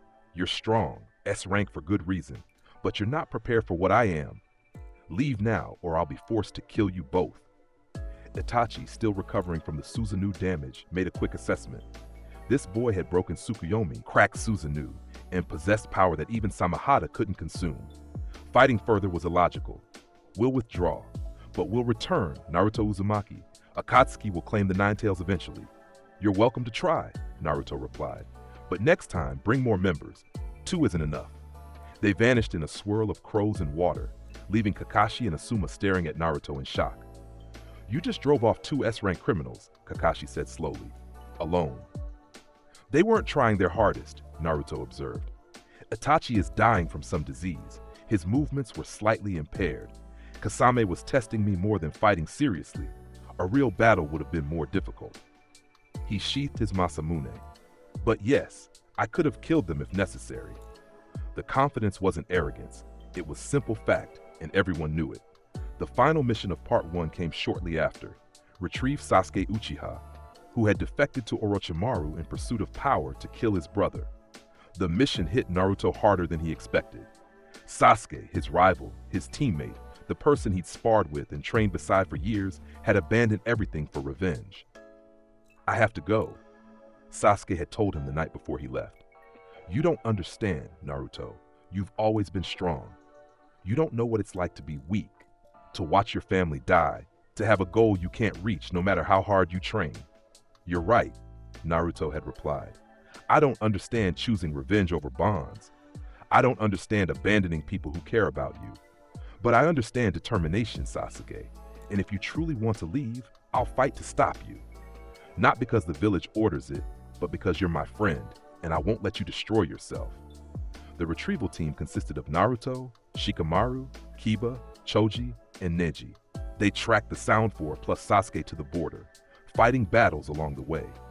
The others engaged the Sound Ninja in individual battles, each showcasing their growth and determination. Naruto pushed ahead, knowing the real fight was with Sasuke. He found him at the Valley of the End, standing before the statues of Hashirama and Madara. Sasuke turned, his Sharingan already activated, cursed seal marks spreading across his skin. I knew you'd come, Sasuke said. I knew you wouldn't let me leave without a fight. Then you know what happens next, Naruto replied, drawing his Masamune. I'm bringing you back, Sasuke, even if I have to break every bone in your body to do it. Try it. Sasuke charged forward, Chidori screaming in his hand, lightning coating his body from the cursed seal's second state. He was faster than before, stronger, pushed beyond Normitz by Orochimaru's mark. Naruto met him head-on. Their clash sent shockwaves across the valley. Chidori struck the Masamune and scattered in 1,000 directions. Naruto's counter-strike forced Sasuke to dodge at the last second, the blade cutting through stone where the Uchiha had stood. You've gotten stronger, Naruto acknowledged. The cursed seal amplifies your abilities significantly. But Sasuke, you're still using borrowed power, Orochimaru's power. It's not truly yours. I don't care whose power it is. Sasuke formed hand signs. Fire style, great fireball jutsu. The massive flame roared toward Naruto. As long as it makes me strong enough to kill Itachi. Shadow flare, Naruto countered. The dark energy spheres detonated inside the fireball, extinguishing it completely and sending residual blasts toward Sasuke. The Uchiha dodged, but barely, his cursed seal healing the burns instantly. He pushed further, accessing the seal's full power, transforming into a demonic form with wings and claws. This is my power now, Sasuke roared. The power to surpass you. The power to kill Itachi. I'm not that weak kid anymore. No, Naruto agreed sadly. You're worse. You're a slave to revenge, to hatred, to someone else's mark on your body. His wing manifested. Let me show you what real power looks like. Not borrowed, not stolen, just mine. He launched into the air and brought his Masamune down in a technique he'd never used at full power before. Hell's Gate. The shockwave slash descended like divine judgment, carving through the valley, splitting the river, forcing Sasuke to abandon his position entirely. The Uchiha flew upward on cursed seal wings, meeting Naruto in aerial combat. Their clash sending both plummeting toward the water. They hit the river's surface and kept fighting beneath it, their techniques disrupting the current, creating whirlpools and steam. Naruto's energy barrier kept the water away. Sasuke's lightning techniques electrified everything around them. It was chaos, beautiful and terrible. Two prodigies pushed to their absolute limits. Finally, they emerged from the river, both breathing heavily. Sasuke's cursed seal was receding, his chakra exhausted. Naruto's barrier flickered, his own energy depleted from sustained combat. They stood facing each other, kunai and sword raised. "Why?" Sasuke demanded. "Why do you care so much? Why fight this hard to bring me back?" "Because you're my friend," Naruto said simply. "Because I see myself in you, the loneliness, the desire to prove yourself, the anger at the world, but I chose a different path. I chose to protect instead of destroy, and I won't let you make the mistake I almost made." Sasuke's Sharingan spun, analyzing, and he saw it. Saw the truth beneath Naruto's cold exterior, the boy who'd been feared and isolated his entire life, who could have become a monster but chose to be a hero. The boy who was offering him the same choice. "I can't go back," Sasuke said finally. "Not yet. I'm not strong enough. Itachi would kill me in seconds. I need Orochimaru's training, his knowledge. Just a little longer, Naruto. Just until I'm ready." "And if you lose yourself in the process?" Naruto asked. "If Orochimaru takes your body as a vessel, if the cursed seal consumes you, if you become the very thing you're trying to destroy, then you'll stop me," Sasuke said with absolute certainty. "You'll kill me before I become a monster. Promise me that, Naruto. Promise that if I fall too far, you'll end it." Naruto was quiet for a long moment. Then he nodded. "I promise. But Sasuke, I also promise I'll be there when you need me. When you're ready to face Itachi, when you've learned what you need to learn, I'll fight beside you. We'll end this together." Sasuke smiled, genuine for the first time in months. "You're too soft, you know that? A true demon would just drag me back." "I'm not a demon," Naruto replied. "I'm just someone trying to do what's right, even when it's hard, especially when it's hard." They parted ways at the valley, Sasuke continuing to Sound Country, Naruto returning to Konoha with a story of being unable to catch him. The Hokage knew it was a lie. Kakashi knew it was a lie. But they also understood that sometimes friendship meant trusting someone to find their own way back. The aftermath was complicated. Naruto was technically a failure for not retrieving Sasuke, but no one could argue with his efforts. The others on the retrieval team had succeeded in their individual battles, showing tremendous growth. Konoha began rebuilding again, stronger than before. Tsunade, newly appointed as 5th Hokage after Hiruzen's death during a later confrontation with Orochimaru, called Naruto to her office. "I'm sending you on advanced missions," she said bluntly. "A rank, possibly S rank. Your abilities are wasted on genin work, and the village needs your strength." "I understand," Naruto replied, "but I request one thing." "What?" "When the time comes to face Akatsuki again, let me handle it. They're after me specifically. I won't let others die protecting something they can't possibly defend against." Tsunade wanted to argue, to say that was what the village was for, mutual protection. But looking into those aquamarine eyes, seeing the absolute certainty there, she could only nod. "Just don't get yourself killed, kid. I've lost too many people already." "I won't," Naruto promised. "I have people to protect, promises to keep. I'm not dying until I've fulfilled them all." He left the office and stood atop the Hokage monument again, looking out over the village that feared and needed him in equal measure. The sun was setting, painting the sky in reds and golds. His wing manifested unconsciously, black feathers catching the dying light. Somewhere out there, Sasuke was training, pushing himself to new limits. Somewhere, Akatsuki was planning their next move. Somewhere, Orochimaru was scheming. And somewhere, the other villages were watching Konoha, watching him, wondering what this silver-haired boy would become. Naruto Uzumaki was 14 years old, possessed the power of Sephiroth, contained the nine-tailed fox, and had never lost a serious battle. He was Konoha's greatest weapon and its most dangerous unknown. He was feared, respected, and utterly alone despite being surrounded by people who cared. But that was fine. He'd chosen this path the moment he'd drawn his Masamune for the first time and felt its weight in his hands. The path of power without corruption, of strength tempered by compassion. of overwhelming force wielded with surgical precision. He was the one-winged angel walking among shinobi, and he would reshape this world one battle at a time. The wind picked up, carrying the scent of rain and distant conflicts. Naruto closed his eyes and let it wash over him.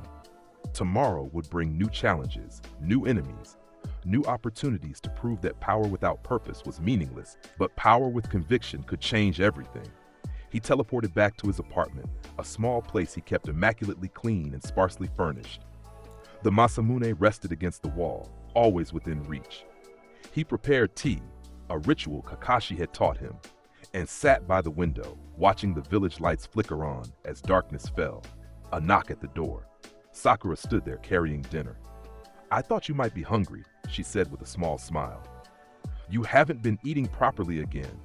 "I eat sufficiently," Naruto replied, but stepped aside to let her in. "Naruto, you ate 3 rice balls in 2 days. That's not sufficient. That's concerning." She set the food on his small table. "Talk to me. What happened at the valley?" He was quiet for a long moment, then spoke. "I let him go, Sasuke. I could have brought him back by force, but it would have broken something in him. So I let him choose his path, and I promised to be there when he needs me." Sakura's eyes filled with tears, but she didn't cry. She'd grown stronger too, trained under Tsunade, become a formidable medical ninja and combatant in her own right. "Was that the right choice?" "I don't know," Naruto admitted, "but it was the only choice I could make and still live with myself." He looked at her. "You're angry I didn't bring him back." "No," she said softly.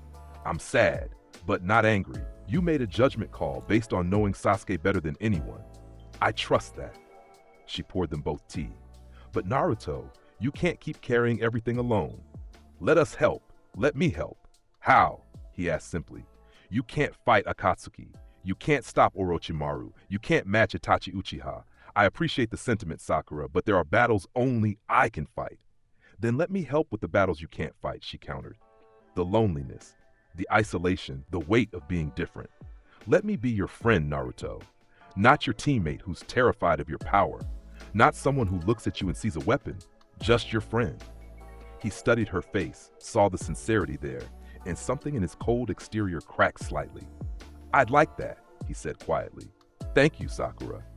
They ate together in comfortable silence, and for the first time in years, Naruto felt almost normal, almost human. Almost like the boy he might have been if he'd been born without this power, without this destiny. But he wasn't that boy. He was Naruto Uzumaki, the one-winged angel, Konoha's greatest weapon and its most dangerous asset. And tomorrow, he would continue being exactly that. The months that followed were filled with missions and training.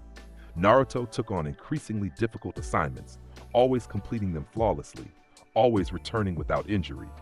He fought Missing Nine, dismantled criminal organizations, rescued captured shinobi from enemy villages. Each mission added to his legend, and the bingo books began listing him with special warnings. Do not engage unless absolutely necessary. Flee on sight if possible. He was 15 when he encountered Akatsuki again. This time, it was Deidara and Sasori, the art duo, sent specifically to capture him with a full understanding of his capabilities. They found him in a border town, and Deidara opened with his most powerful technique immediately. C3. The massive clay bomb descended from his clay bird, designed to level the entire town. Naruto raised his hand calmly. Scintilla. The energy barrier manifested above the town, and the explosion that would have killed hundreds dissipated harmlessly against it. Naruto then pointed at Deidara's bird. Shadow Flare. The dark energy spheres materialized around the airborne shinobi and detonated, sending Deidara crashing to the ground. Sasori emerged from his Hiruko puppet, revealing his true body, a puppet itself, with 100 puppets deployed behind him. Impressive defense, Sasori acknowledged in his emotionless voice. But can you handle this? Red secret technique, performance of 100 puppets. The puppets attack from every angle, weapons and poison and techniques coming from all directions simultaneously. It was Sasori's ultimate jutsu, the technique that had conquered entire nations. Against anyone else, it would have been unstoppable. Naruto drew his Masamune and spun. Octaslash Infinite Version. The technique he developed merged 8 perfect strikes with shadow clones and his supernatural speed. Hundreds of slashes filled the air, each one precise, each one destroying a puppet with clinical efficiency. In 30 seconds, all 100 puppets were reduced to splinters. Sasori stared at the destruction of his life's work. Impossible. Those puppets took me decades to perfect. They were impressive, Naruto acknowledged.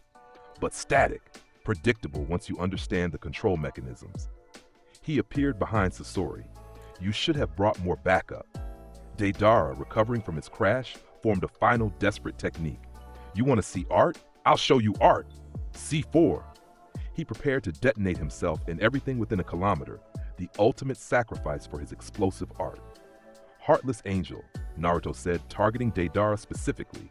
The technique hit, and Deidara's chakra vanished before he could complete the detonation. He collapsed, powerless, his technique incomplete. Naruto stood over both Akatsuki members, Masamune at the ready. I could kill you both, he stated factually. Your organization hunts me. You've killed Konoha Shinobi. You serve a madman's vision of peace through force. Give me one reason I shouldn't end this now. Because, a new voice said, that would interfere with my plans. Pain appeared, all 6 bodies manifesting simultaneously, the leader of Akatsuki himself. His Rinnegan eyes swirled with ancient power. Naruto Uzumaki, you've been quite troublesome for my organization.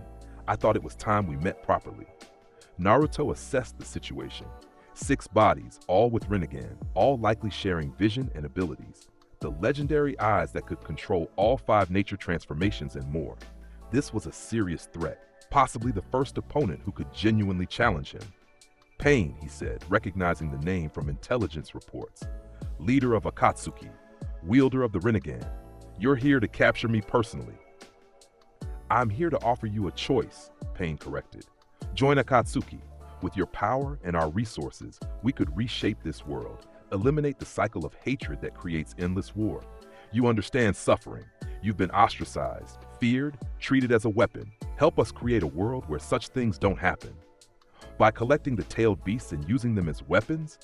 Naruto shook his head. That's not peace. That's tyranny backed by overwhelming force. And what is your way? Pain challenged. You who destroys anyone who threatens your village without hesitation? You who shows no mercy to enemies? How are you different from us? Naruto was quiet, considering. It was a fair question. He had killed, had destroyed, had shown ruthlessness that would make some missing nin proud. But there was a difference, subtle but crucial. I protect, he said finally. You seek to control. I defend what I cherish. You impose your will on others. I offer choices, even to enemies. You remove choices entirely. His grip tightened on the Masamune. We are not the same. Then we are enemies, Pain said. Capture him. The 6 bodies attacked simultaneously, each with different abilities. The Deva path used gravity manipulation, pulling and pushing Naruto with tremendous force. The Asura path transformed into a mechanical nightmare, launching missiles and energy blasts. The animal path summoned massive creatures, dogs that multiplied when struck, birds that attacked from above, a rhino that charged with unstoppable momentum. Naruto met them all with cold efficiency. Shadow Flare! The dark spheres eliminated the summons. Fervent Blow! The devastating strike destroyed the Ashura Path's mechanical enhancements. Octaslash! 8 strikes targeted the Deva Path's ability to repel, finding the fraction of a second gaps in its defense. But Pain was adapting, the 6 bodies coordinating perfectly, their shared vision eliminating blind spots. The human path grabbed Naruto's arm, attempting to rip out his soul. Naruto's energy barrier activated instinctively, burning the hand away, but the momentary distraction let the Preta path grab him from behind, beginning to absorb his energy. Your power is impressive, Pain's Deva path said, but against the Rinnegan, even you are. Naruto's wing manifested explosively, black feathers sharp as blades cutting through the Preta path and forcing the others back. He teleported to safety, breathing slightly heavier now. This was a genuine challenge. Pain wasn't like other opponents. The Rinnegan's abilities were diverse and powerful, and the 6-body coordination made traditional tactics ineffective. You're strong, Naruto acknowledged. Stronger than anyone I've faced except perhaps Itachi at full power. But you made one mistake. And what's that? You're fighting me in a populated area. Naruto raised his Masamune high. Supernova, controlled release. The technique built at his blade's tip, but this time, he kept it compressed, focused, directed. When he released it, the sphere shot not outward in all directions, but in a concentrated beam aimed directly at all 6 pain bodies. The technique was precision incarnate, devastating power in a surgical strike. Pain's Deva Path tried to repel it with Shinra Tensei. The technique failed. The supernova beam pierced through the repulsion, consumed the Deva Path, and forced Pain's other bodies to scatter. When it dissipated, the Deva Path was destroyed, and the others were damaged. Impossible, Pain whispered. That much power, that precisely controlled. I told you, Naruto said, landing gracefully. I'm different from you. I use power to protect, not destroy indiscriminately. Every technique I have can be controlled, focused, made surgical when necessary. He pointed his Masamune at the remaining 5 bodies. Leave now, or I'll destroy you all. Pain assessed the situation. His most powerful body was destroyed, his remaining bodies damaged, and this boy had more power in reserve. Tactically, withdrawal was the only logical option. This isn't over, Naruto Uzumaki. We will meet again, and next time, I'll be prepared for your abilities. I look forward to it, Naruto replied calmly. The pain bodies vanished, along with Deidara and Sasori, retreating through space-time techniques. Naruto stood alone in the damaged street, aware that the villagers were watching from their homes, seeing him not as a boy, but as a living weapon. He didn't care about their fear anymore. He'd long since accepted that being powerful meant being alone. But as he walked away from the scene, he felt satisfaction. He'd protected these people despite their fear, had driven off enemies that would have slaughtered them without hesitation.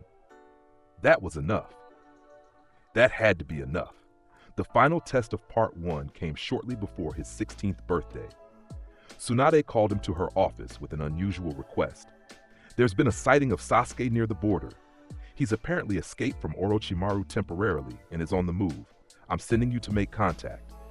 Naruto found Sasuke 3 days later in a ruined temple, meditating before a shrine. The Uchiha looked different. Older, harder, his Sharingan evolved to Manjikyo patterns from killing someone dear. But there was also clarity in his eyes that hadn't been there before. Naruto, Sasuke greeted without turning. I knew you'd come. You called me here, Naruto observed. The sighting was intentional. You wanted to talk. Yes. Sasuke stood and faced him. I've learned what I needed from Orochimaru. Not everything, not enough to face Itachi yet, but enough to know I made a mistake leaving. The power he offers comes with strings attached. He wants my body, wants to steal everything I am. I told you that would happen. I know. Sasuke smiled ruefully. You were right as usual, but I had to learn it myself. Stubborn Uchiha pride. He drew his sword, not the standard Uchiha blade, but a chokuto similar to Orochimaru's. I'm gonna kill him, Orochimaru, take his power for myself instead of letting him take mine. And then I'm going after Itachi. Alone? Naruto asked. Unless you want to help. Sasuke's Manjekyo Sharingan spun. I know I don't deserve it. I abandoned you, abandoned the village, abandoned everything for revenge. But I'm asking anyway. Will you help me kill the people who destroyed my life? Naruto was quiet, considering. This was against orders. Helping a missing 9 kill other missing nin, interfering in conflicts beyond Konoha's borders. Tsunade would be furious. The council would demand punishment. But looking at Sasuke, seeing his friend finally ready to take control of his own destiny instead of being controlled by it, he made his decision. Yes, he said simply. I'll help you kill Orochimaru, and when the time comes, I'll help you face Itachi. But Sasuke, after that, you return to Konoha. You face judgment for your desertion, accept whatever punishment they decide, and you rebuild your life the right way. Agreed? Sasuke extended his hand. Agreed. They shook, and for the first time since the Valley of the End, they were truly teammates again. Not just rivals, not just friends separated by circumstance, but partners working toward a common goal. The assault on Orochimaru's hideout was swift and brutal. Naruto's overwhelming power combined with Sasuke's Manjikyo techniques and intimate knowledge of the base's layout made them unstoppable. They carved through sound ninja like wind through grass. Their coordination, perfect despite the years apart, Kabuto tried to stop them and lasted approximately 20 seconds against Naruto's Octaslash. Orochimaru's other experiments and followers fell even faster. And finally, They reached the Sannin himself in his sanctum, surrounded by research and forbidden techniques. "Sasuke-kun," Orochimaru hissed with his serpentine smile. "You've returned, and you brought that monster with you. How delightful. Are you here to finally accept my offer?" "No," Sasuke said coldly. "I'm here to kill you and take everything you know, your techniques, your research, your power. All of it will be mine, but I'll take it by force, not by becoming your puppet." Orochimaru laughed, the sound echoing through the chamber. "Such arrogance! Do you truly think you can?" "Heartless angel," Naruto interrupted, targeting Orochimaru. The technique hit the Sannin, and his vast chakra reserves plummeted. His summons vanished. His regeneration slowed. Even his legendary willpower faltered under the sudden weakness. He stared at Naruto in shock. "What did you?" "Reduce you to base state," Naruto explained calmly. "No chakra enhancement. No years of accumulated power. Just flesh and bone and desperation." He stepped back. "He's all yours, Sasuke." The fight that followed was utterly one-sided. Sasuke, with his Mangekyo Sharingan and burning need for closure, destroyed Orochimaru completely. Every technique the Sannin tried was countered. Every escape attempt was predicted and blocked. And when Sasuke finally used his Mangekyo's unique ability, Amaterasu, the black flames that burned anything they touched, Orochimaru screamed and burned and died, his immortality techniques useless against flames that couldn't be extinguished.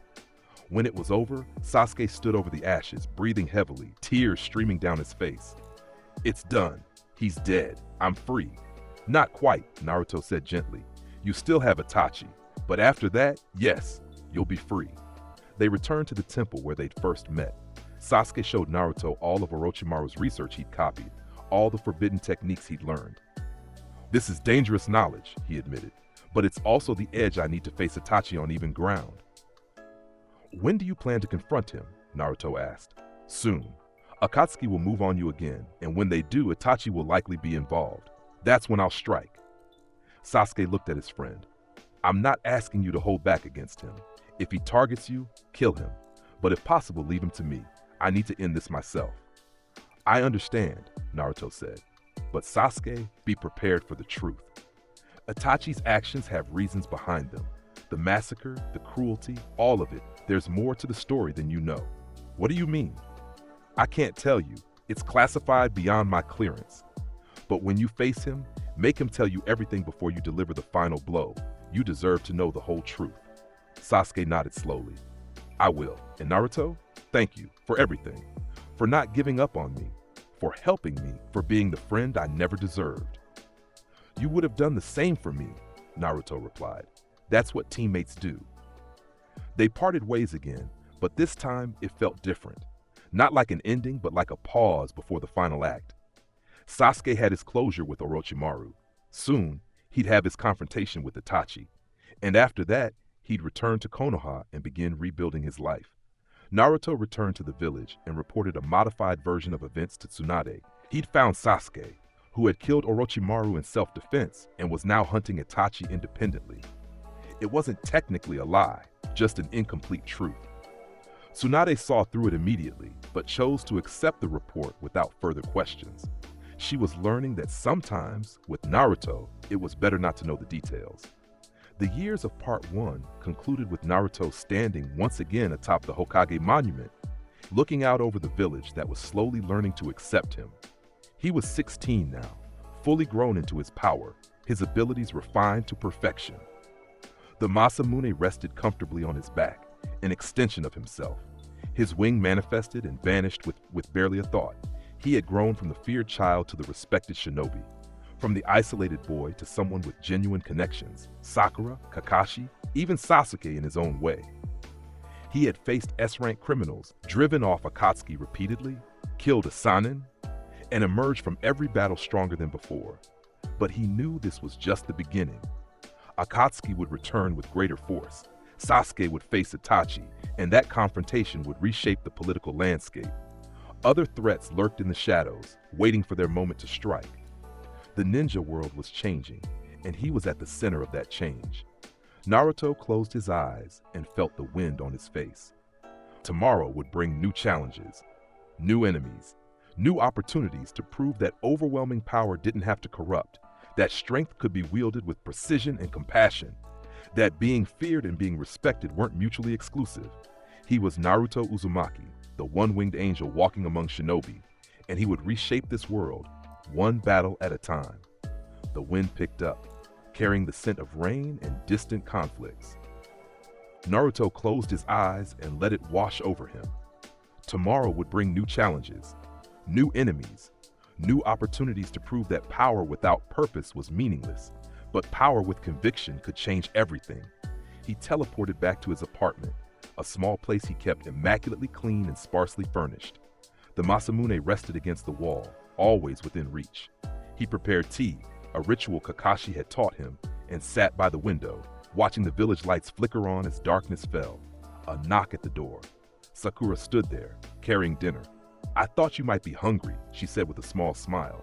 "You haven't been eating properly again." "I eat sufficiently," Naruto replied, but stepped aside to let her in. "Naruto, you ate 3 rice balls in 2 days. That's not sufficient, that's concerning." She set the food on his small table. "Talk to me. What happened at the valley?" He was quiet for a long moment, then spoke. "I let him go. Sasuke, I could have brought him back by force, but it would have broken something in him. So I let him choose his path, and I promised to be there when he needs me." Sakura's eyes filled with tears, but she didn't cry. She'd grown stronger too, trained under Tsunade, become a formidable medical ninja and combatant in her own right. Was that the right choice? "I don't know," Naruto admitted, "but it was the only choice I could make and still live with myself." He looked at her. "You're angry I didn't bring him back." "No," she said softly. "I'm sad but not angry. You made a judgment call based on knowing Sasuke better than anyone. I trust that." She poured them both tea. "But Naruto, you can't keep carrying everything alone. Let us help. Let me help." "How?" he asked simply. "You can't fight Akatsuki. You can't stop Orochimaru. You can't match Itachi Uchiha. I appreciate the sentiment, Sakura, but there are battles only I can fight." "Then let me help with the battles you can't fight," she countered. "The loneliness, the isolation, the weight of being different. Let me be your friend, Naruto. Not your teammate who's terrified of your power. Not someone who looks at you and sees a weapon. Just your friend." He studied her face, saw the sincerity there, and something in his cold exterior cracked slightly. "I'd like that," he said quietly. "Thank you, Sakura." They ate together in comfortable silence, and for the first time in years, Naruto felt almost normal, almost human.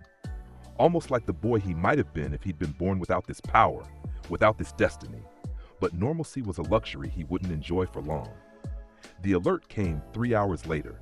Gaara had been captured by Akatsuki. The Kazekage, reformed from his days as a monster, had been taken from his own village by Deidara and Sasori. San's emergency request for assistance arrived at Tsunade's office before dawn, and she assembled Team Kakashi immediately. Naruto stood in the Hokage's office as she explained the situation. Kakashi, Sakura, and their new temporary member, an Anbu named Yamato, listened intently. But Naruto's mind was already calculating trajectories, time windows, enemy capabilities. "They'll extract the One Tail quickly," he said, interrupting Tsunade's briefing. "Akatsuki's extraction ritual takes approximately 3 days, but they've had Gaara for 6 hours already. We have less than 70 hours to reach their location and intervene." "The Sand has provided coordinates to their last known location," Tsunade confirmed. "You'll rendezvous with Team Guy en route. Naruto, I'm authorizing lethal force against any Akatsuki members you encounter. They've declared war on the Jinchuriki. Respond accordingly." "Understood." He turned to leave, then paused. "Hokage-sama, Gaara is important to me. He's another Jinchuriki who chose a different path. I won't let them kill him." "Then don't," Tsunade said simply. "Bring him back alive." The journey to the coordinates took 2 days of sustained movement at maximum speed. Team Guy joined them on the second day. Rock Lee, now recovered from his injuries and stronger than ever, Neji with his evolved Byakugan, Tenten with her expanded weapon arsenal, and Might Guy himself, the taijutsu master who'd only grown more formidable with age.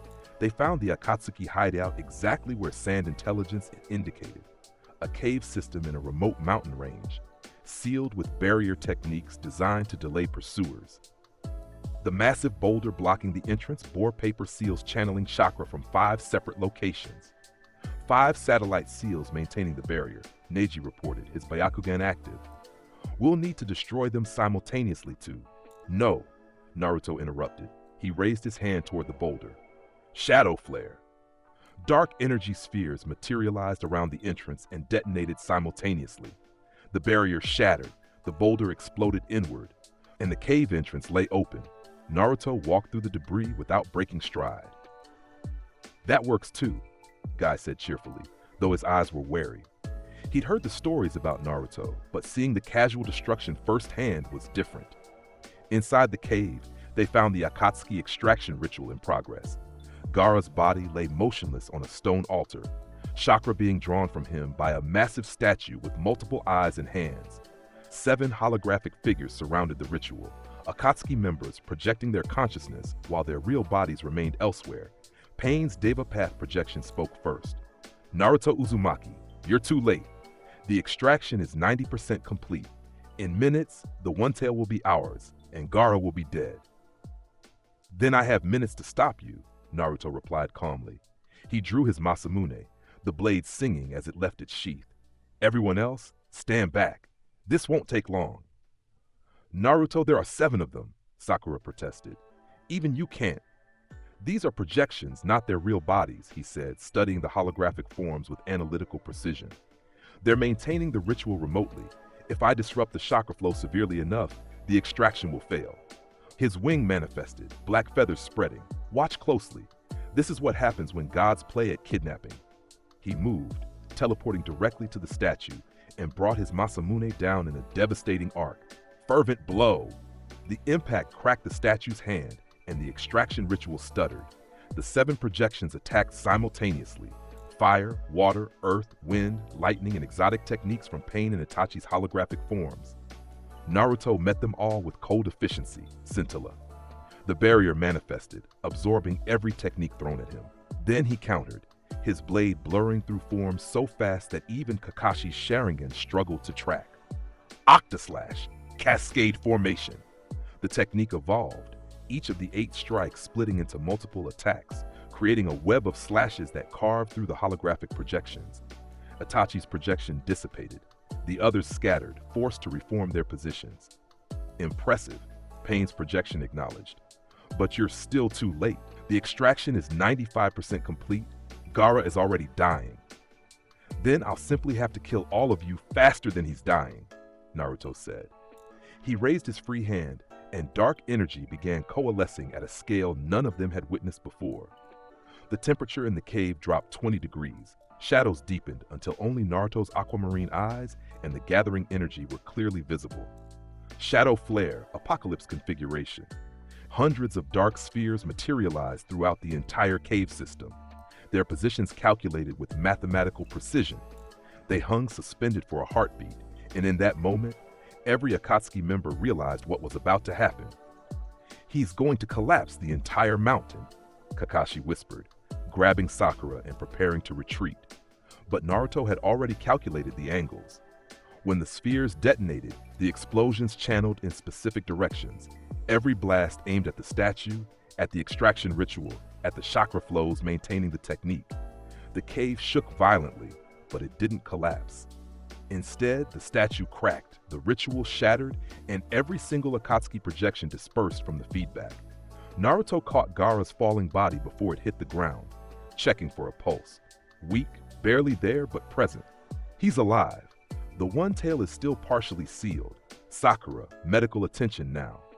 She rushed forward, her chakra-enhanced medical techniques working to stabilize the Kazekage. The others secured the perimeter, but the Akatsuki were gone, their connection severed by Naruto's overwhelming assault on their ritual. Team Guy stared at the devastation.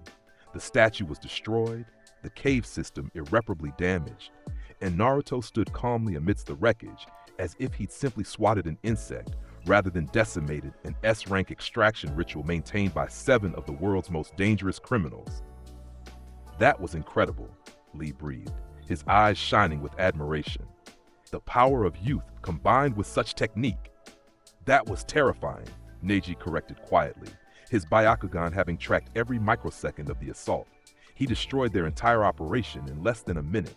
No hesitation, no wasted movement, just absolute dominance. Gaara regained consciousness 3 hours later as Sakura worked on him, his eyes opening slowly to find Naruto sitting nearby. "You came," the Kazekage whispered. "Why?" "Because you're important to me," Naruto replied simply. "You chose to protect your village instead of hating it. You became someone worthy of respect. I won't let Akatsuki undo that." The one tail? Still sealed, damaged but recoverable. "You'll live, Gaara." Naruto stood looking out at the desert visible from the cave entrance. But Akatsuki won't stop. They need the tailed beasts for their plan. This was just the first move. "Then what do? We prepare for war," Naruto said quietly, "because that's what's coming. Akatsuki versus every village they've wronged. And when it arrives, I'll make certain they regret ever starting it." They returned Gaara to the Sand Village, where Chiyo, the elderly former council member, used a forbidden technique to restore what the extraction had damaged. The cost was her own life, sacrificed to save the Kazekage she'd once feared. Gaara wept openly at her funeral, and Naruto stood beside him in silence, offering no platitudes, just presence. "Thank you," Gaara said as they prepared to leave Sand, "for everything." "Protect your village," Naruto replied. "Become the Kazekage they need. That's thanks enough."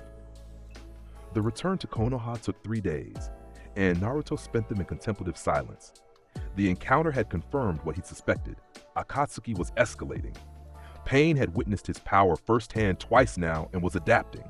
The organization would come at him with greater force, better preparation, and more ruthless tactics. Good. He welcomed the challenge. 2 weeks after the Gaara rescue, Asuma Sarutobi was killed by the Akatsuki duo of Hidan and Kakuzu. The news hit Konoha like a physical blow. Asuma, veteran Jonin, son of the third Hokage, leader of Team 10, dead, murdered by immortal cultists working for the same organization hunting Naruto. Shikamaru took it the hardest, his lazy demeanor shattering into cold fury. When Tsunade authorized a revenge mission, Naruto volunteered immediately. "This isn't your fight," Shikamaru said, his voice flat with suppressed rage. "Asuma-sensei was my teacher. This is personal." "Hidan and Kakuzu are Akatsuki," Naruto replied. "That makes it my fight. They're hunting me, Shikamaru. Everyone they kill along the way is because I exist. Let me help you end this." The tracking team consisted of Shikamaru, Ino, Choji, Kakashi, and Naruto. They found Hidan and Kakuzu 3 days later in a forest clearing. The 2 Akatsuki members apparently waiting for them. Well, Hidan grinned, his scythe gleaming. "Fresh sacrifices for Lord Jashin. I call the silver-haired one. He looks like he'll scream beautifully."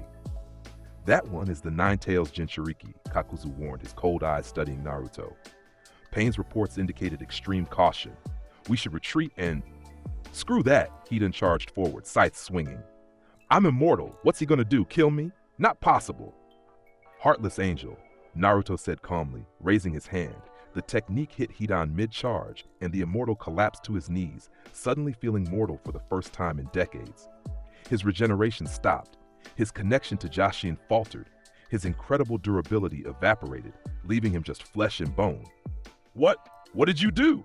Hidan screamed. "Removed your immortality temporarily," Naruto explained, walking forward. "Your god's blessing is just chakra manipulation combined with biological restructuring. I've negated both. You're mortal now, Hidan. Completely, utterly mortal." He drew his Masamune. "Shikamaru, he's yours. Make it count." Shikamaru's shadow paralysis caught Hidan instantly, the cultist unable to resist without his enhanced durability. The Nara dragged him into the forest with cold precision, implementing a plan he'd spent 3 days perfecting. When the explosions echoed through the trees and Shikamaru returned alone, no one asked questions. That left Kakuzu, the multi-hearted monster who'd fought the first Hokage and lived. He stared at Naruto with genuine calculation. "You removed Hidan's immortality. Can you do the same to my hearts?" "Yes," Naruto replied honestly. "But I won't need to. Your hearts are powerful, Kakuzu, but they're still just biological organs enhanced with chakra. Shadow flare." The dark spheres materialized inside Kakuzu's body, positioned precisely at each of his 5 hearts. They detonated simultaneously, and the legendary immortal collapsed, his redundant organs destroyed in an instant. He tried to regenerate, tried to use the backup hearts, but they were gone, annihilated at the cellular level. "Impossible," Kakuzu wheezed, blood pouring from his mouth. No one should have that kind of precision. I'm not no one, Naruto said quietly. He knelt beside the dying man. You've lived for decades by stealing others' hearts. Now you die with none of your own. There's a certain poetry to that. Kakuzu died 30 seconds later, his legendary durability finally overcome. The team stood in silence around his corpse, processing what they just witnessed. 2 S-rank Akatsuki members, one immortal and one nearly unkillable, eliminated in less than 5 minutes. Asuma-sensei is avenged, Shikamaru said quietly, his voice thick with emotion. Thank you, Naruto. Don't thank me, Naruto replied, standing. Asuma died because Akatsuki is escalating. This won't be the last casualty. We need to prepare for what's coming. What came was far worse than anyone anticipated. Jiraiya's death arrived via summons Toad 3 months later. The creature appearing in Tsunade's office with a coded message written in the Toad Sage's blood. His final intelligence delivered at the cost of his life. Pain's true identity, the location of the real Akatsuki base, and one critical warning. They're coming for Konoha. Full invasion. 6 bodies, all Rinnegan. Tell Naruto, he was right. About everything. Make him promise to protect the village I loved. Tsunade read the message aloud to the assembled jonin, her voice breaking only once.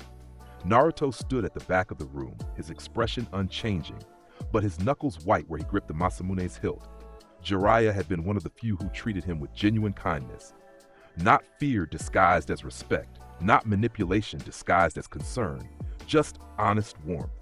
The old sage had offered to train him multiple times, and Naruto had always declined, not wanting to risk his Sephiroth abilities being discovered. Now Jiraiya was dead, killed gathering intelligence about enemies targeting Naruto specifically, another name on the list of people who died because of what he was. When will they attack? Kakashi asked quietly. Soon, Naruto said, his voice colder than usual. Pain knows I'll be expecting him now.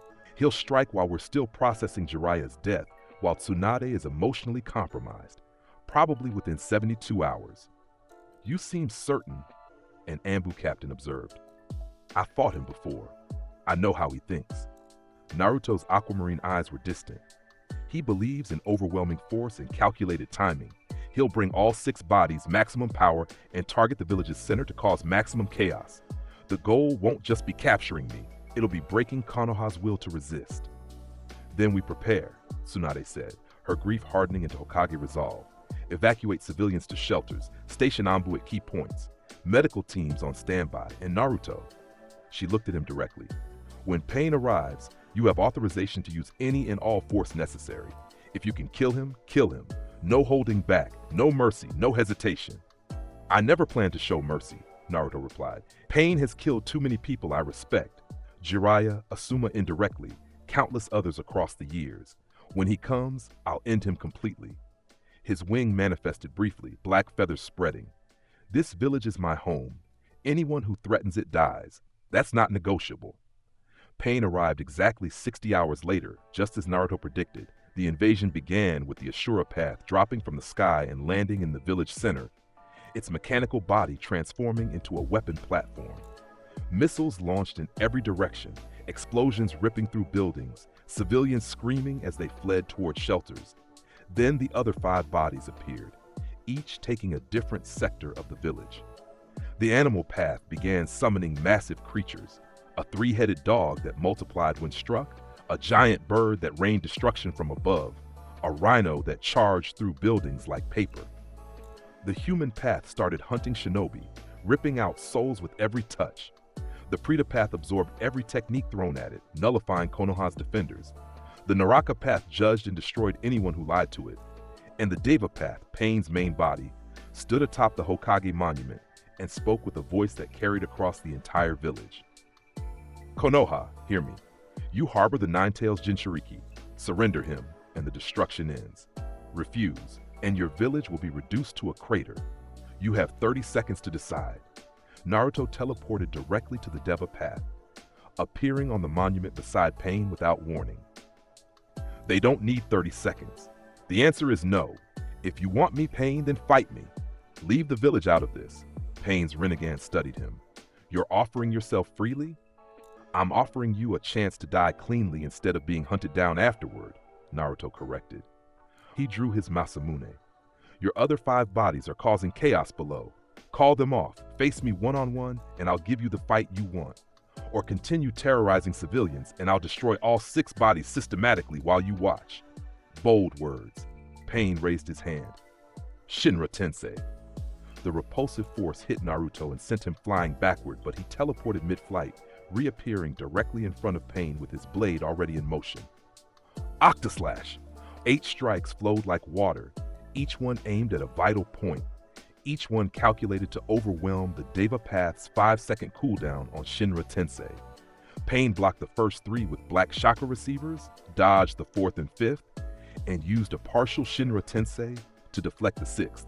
But the 7th and 8th struck home, carving deep wounds in his shoulders. You're faster than before, Pain acknowledged, blood streaming from the cuts. You've been training. Ass. I'm always training, Naruto replied.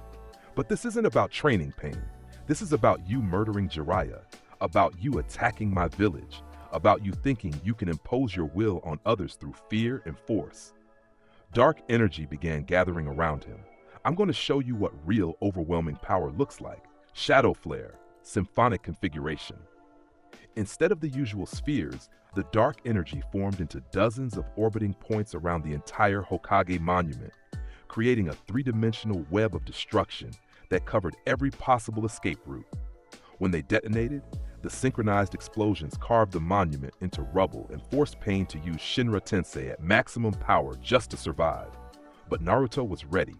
He'd calculated the timing, knew the cooldown, and teleported directly into Pain's blind spot the moment the repulsion ended. His Masamune pierced straight through the Deva Path's chest, pinning Pain to the fragmenting stone beneath them. 1 down, Naruto said calmly. 5 to go.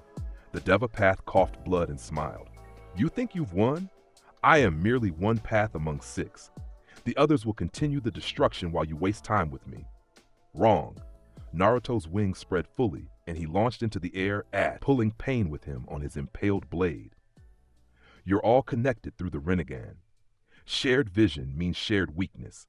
Watch what happens when I kill you in front of your other bodies.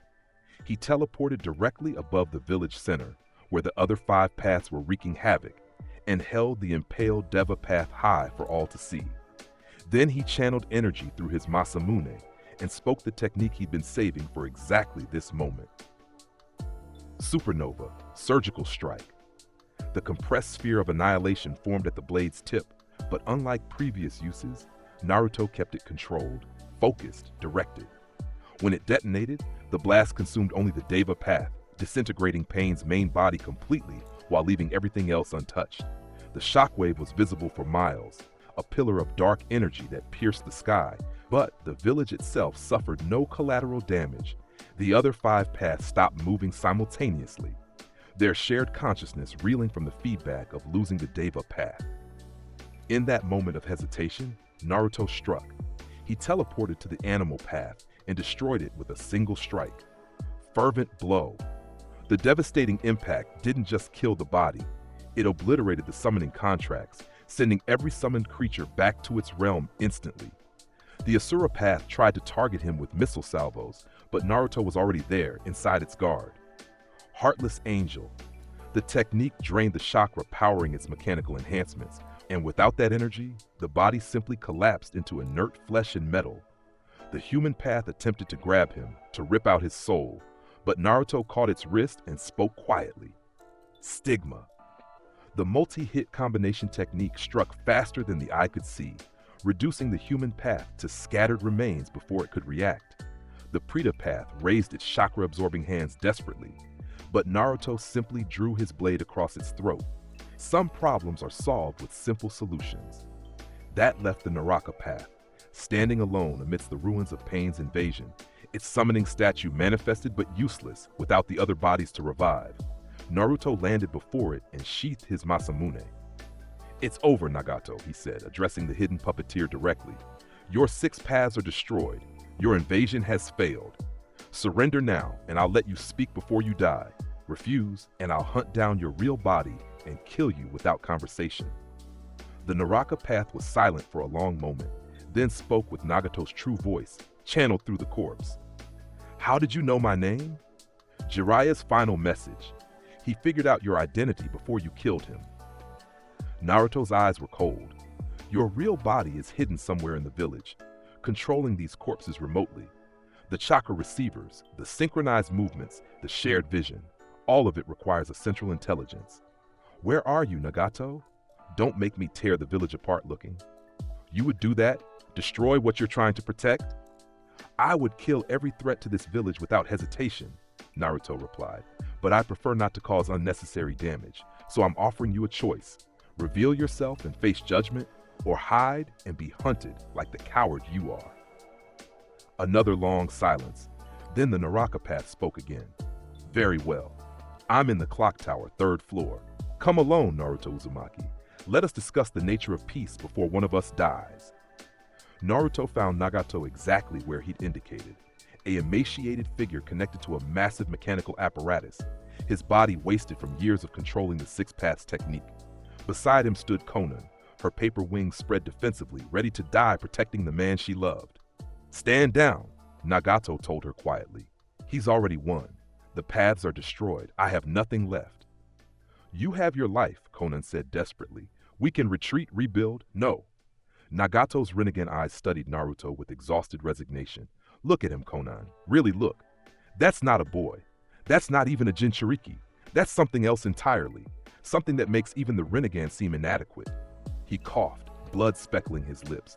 I thought I understood pain, that my suffering gave me the right to judge this world. But you've suffered differently, haven't you?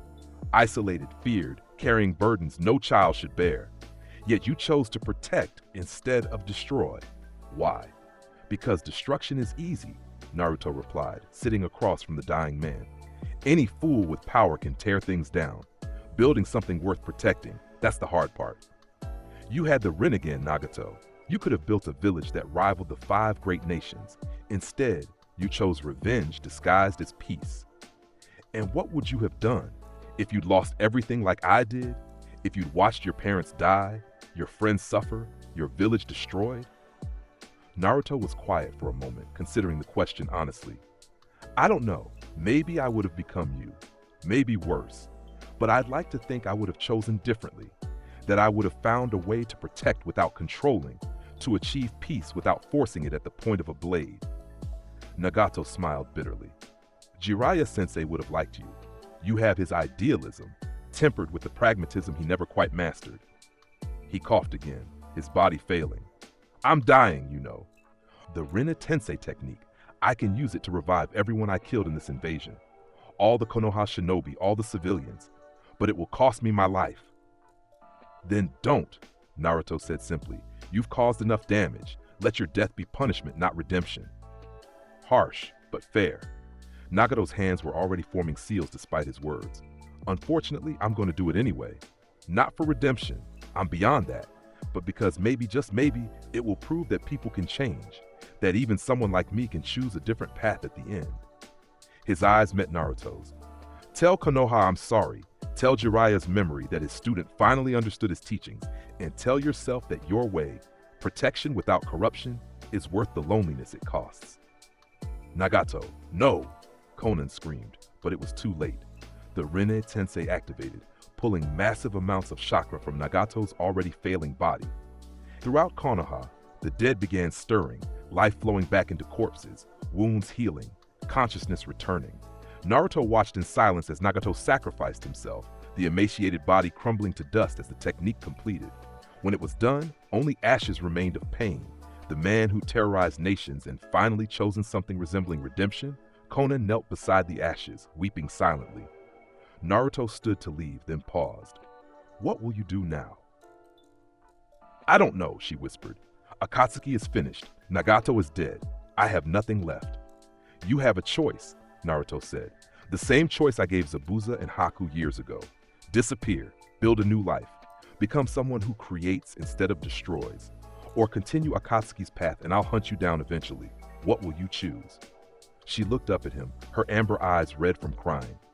I choose to honor Nagato's final wish, to believe that people can change. She stood, her paper wings dissolving. I'll disappear, Naruto Uzumaki, but I'll remember this conversation. And if you ever need information about Akatsuki's remaining members or their plans, send a message to this frequency. She handed him a paper with a chakra signature encoded on it. Consider it payment for giving me this choice. She vanished in a swirl of paper, leaving Naruto alone in the clock tower with ashes and memories. Below, Konoha was celebrating, the resurrected shinobi and civilians cheering their impossible survival. But Naruto felt no joy, only the heavy weight of another battle won, and another enemy who'd chosen death over reform. He returned to the village proper and found chaos of a different sort. People celebrating, crying, embracing loved ones they thought dead. Tsunade stood in the center of it all, directing medical teams and reconstruction efforts. But when she saw Naruto, she simply nodded. No words needed. He'd done what was necessary. Again, the aftermath took weeks to process. Konoha rebuilt stronger than before, but something had changed. The villagers who'd been resurrected by Nagato's sacrifice knew they died defending against Akatsuki. They knew Naruto had destroyed the six paths alone. The fear that had always surrounded him began shifting into something else.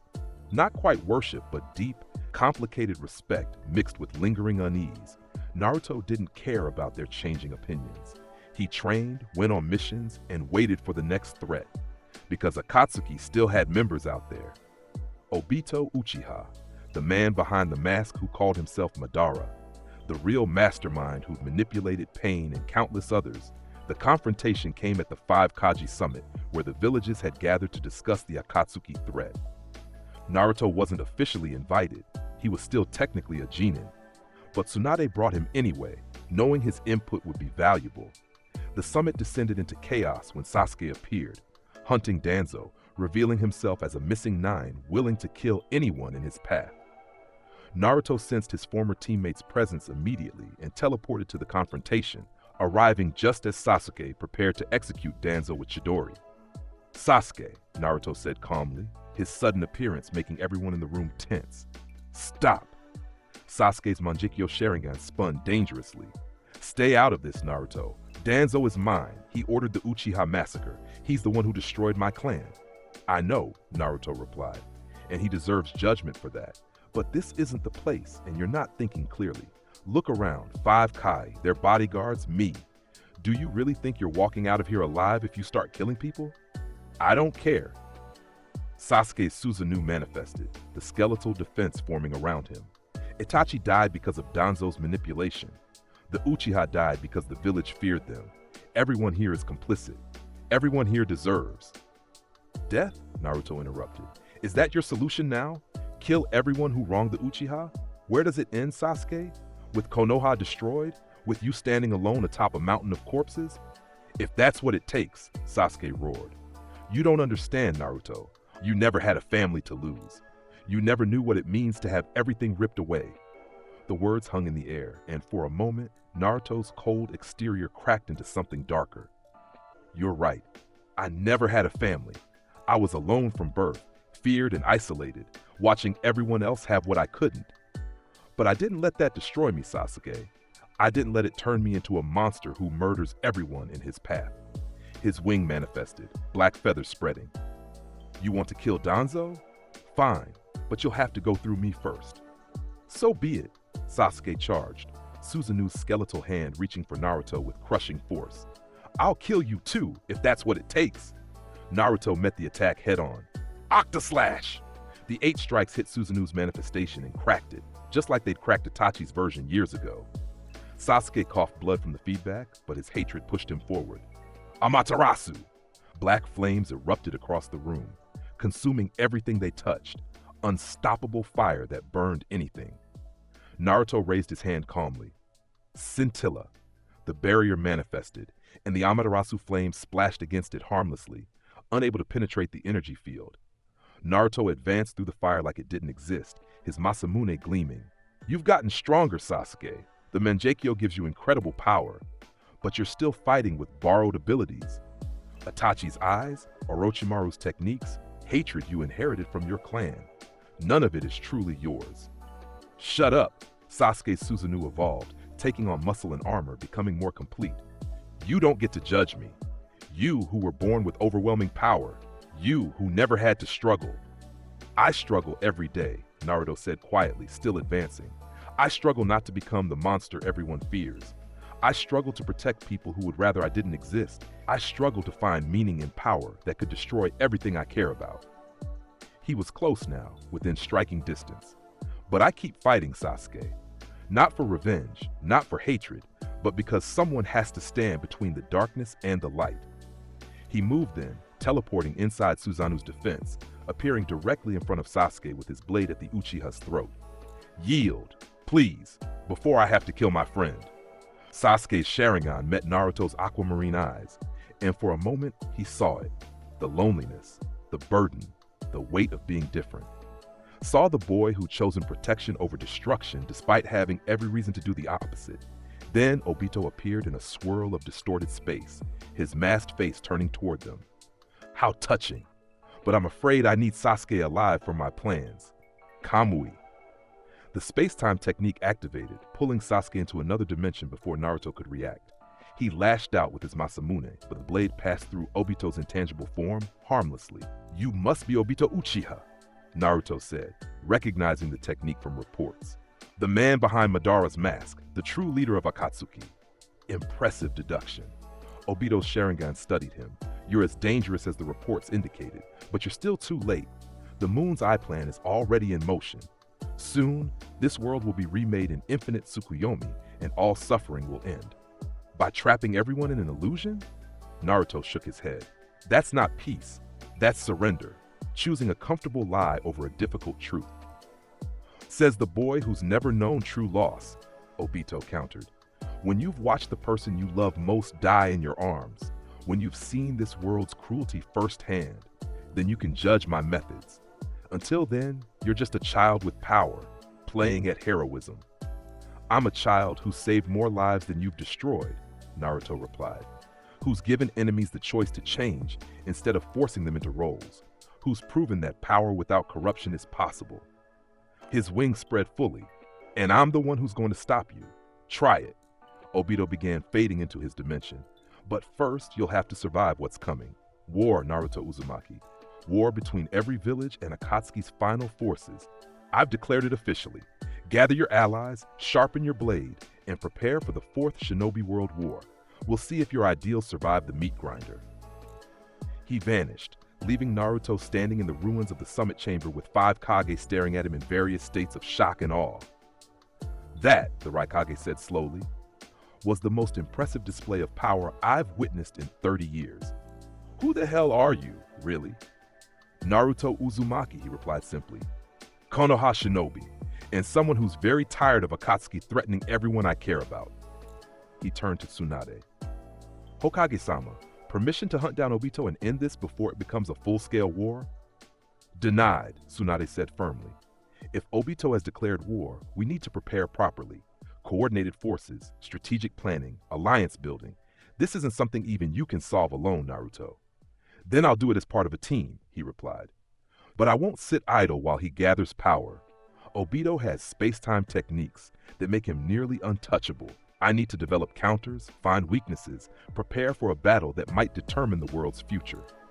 The 5 Kage exchanged glances, and the Mizukage spoke carefully. If you're willing to work with allied forces, we would welcome your strength. But understand, this war will be brutal. Casualties will be high. Even you can't protect everyone. I know, Naruto said quietly, but I can try, and that's all anyone can do. The Fourth Shinobi World War began 3 months later with the announcement that Obito had resurrected thousands of dead shinobi using Kabuto's enhanced Edo Tensei technique. The undead army included legendary warriors from every village, former Kage, elite Jonin, KK Genkai users, all brought back with immortal bodies and forced to fight for Akatsuki. The allied shinobi forces formed in response, an unprecedented coalition of 5 villages working together. Naruto was assigned to the main combat division alongside Kakashi, Might Guy, and other elite Jonin. His role was simple: frontline assault, breaking through enemy concentrations, eliminating high-value targets. He excelled at it. The first major battle came at the coastal fortress where the Edo Tensei army emerged from underground. Thousands of reanimated shinobi swarmed the beach, and the allied forces met them with coordinated strikes. Naruto stood at the front, his Masamune gleaming in the sunlight. Shadow flare, continental formation. Dark spheres materialized across the entire battlefield, dozens of them positioned to create overlapping fields of destruction.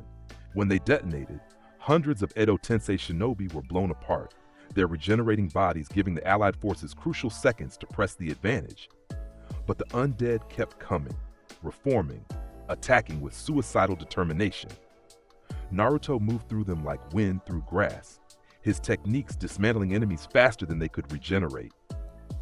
Octaslash! 8 strikes became 16, became 32, as he merged the technique with shadow clones, creating a web of slashes that carved through entire battalions. A familiar chakra signature appeared among the Edo Tensei forces, and Naruto's eyes widened fractionally. Zabuza Momochi, resurrected and forced to fight, his executioner's blade swinging at allied shinobi with mechanical precision.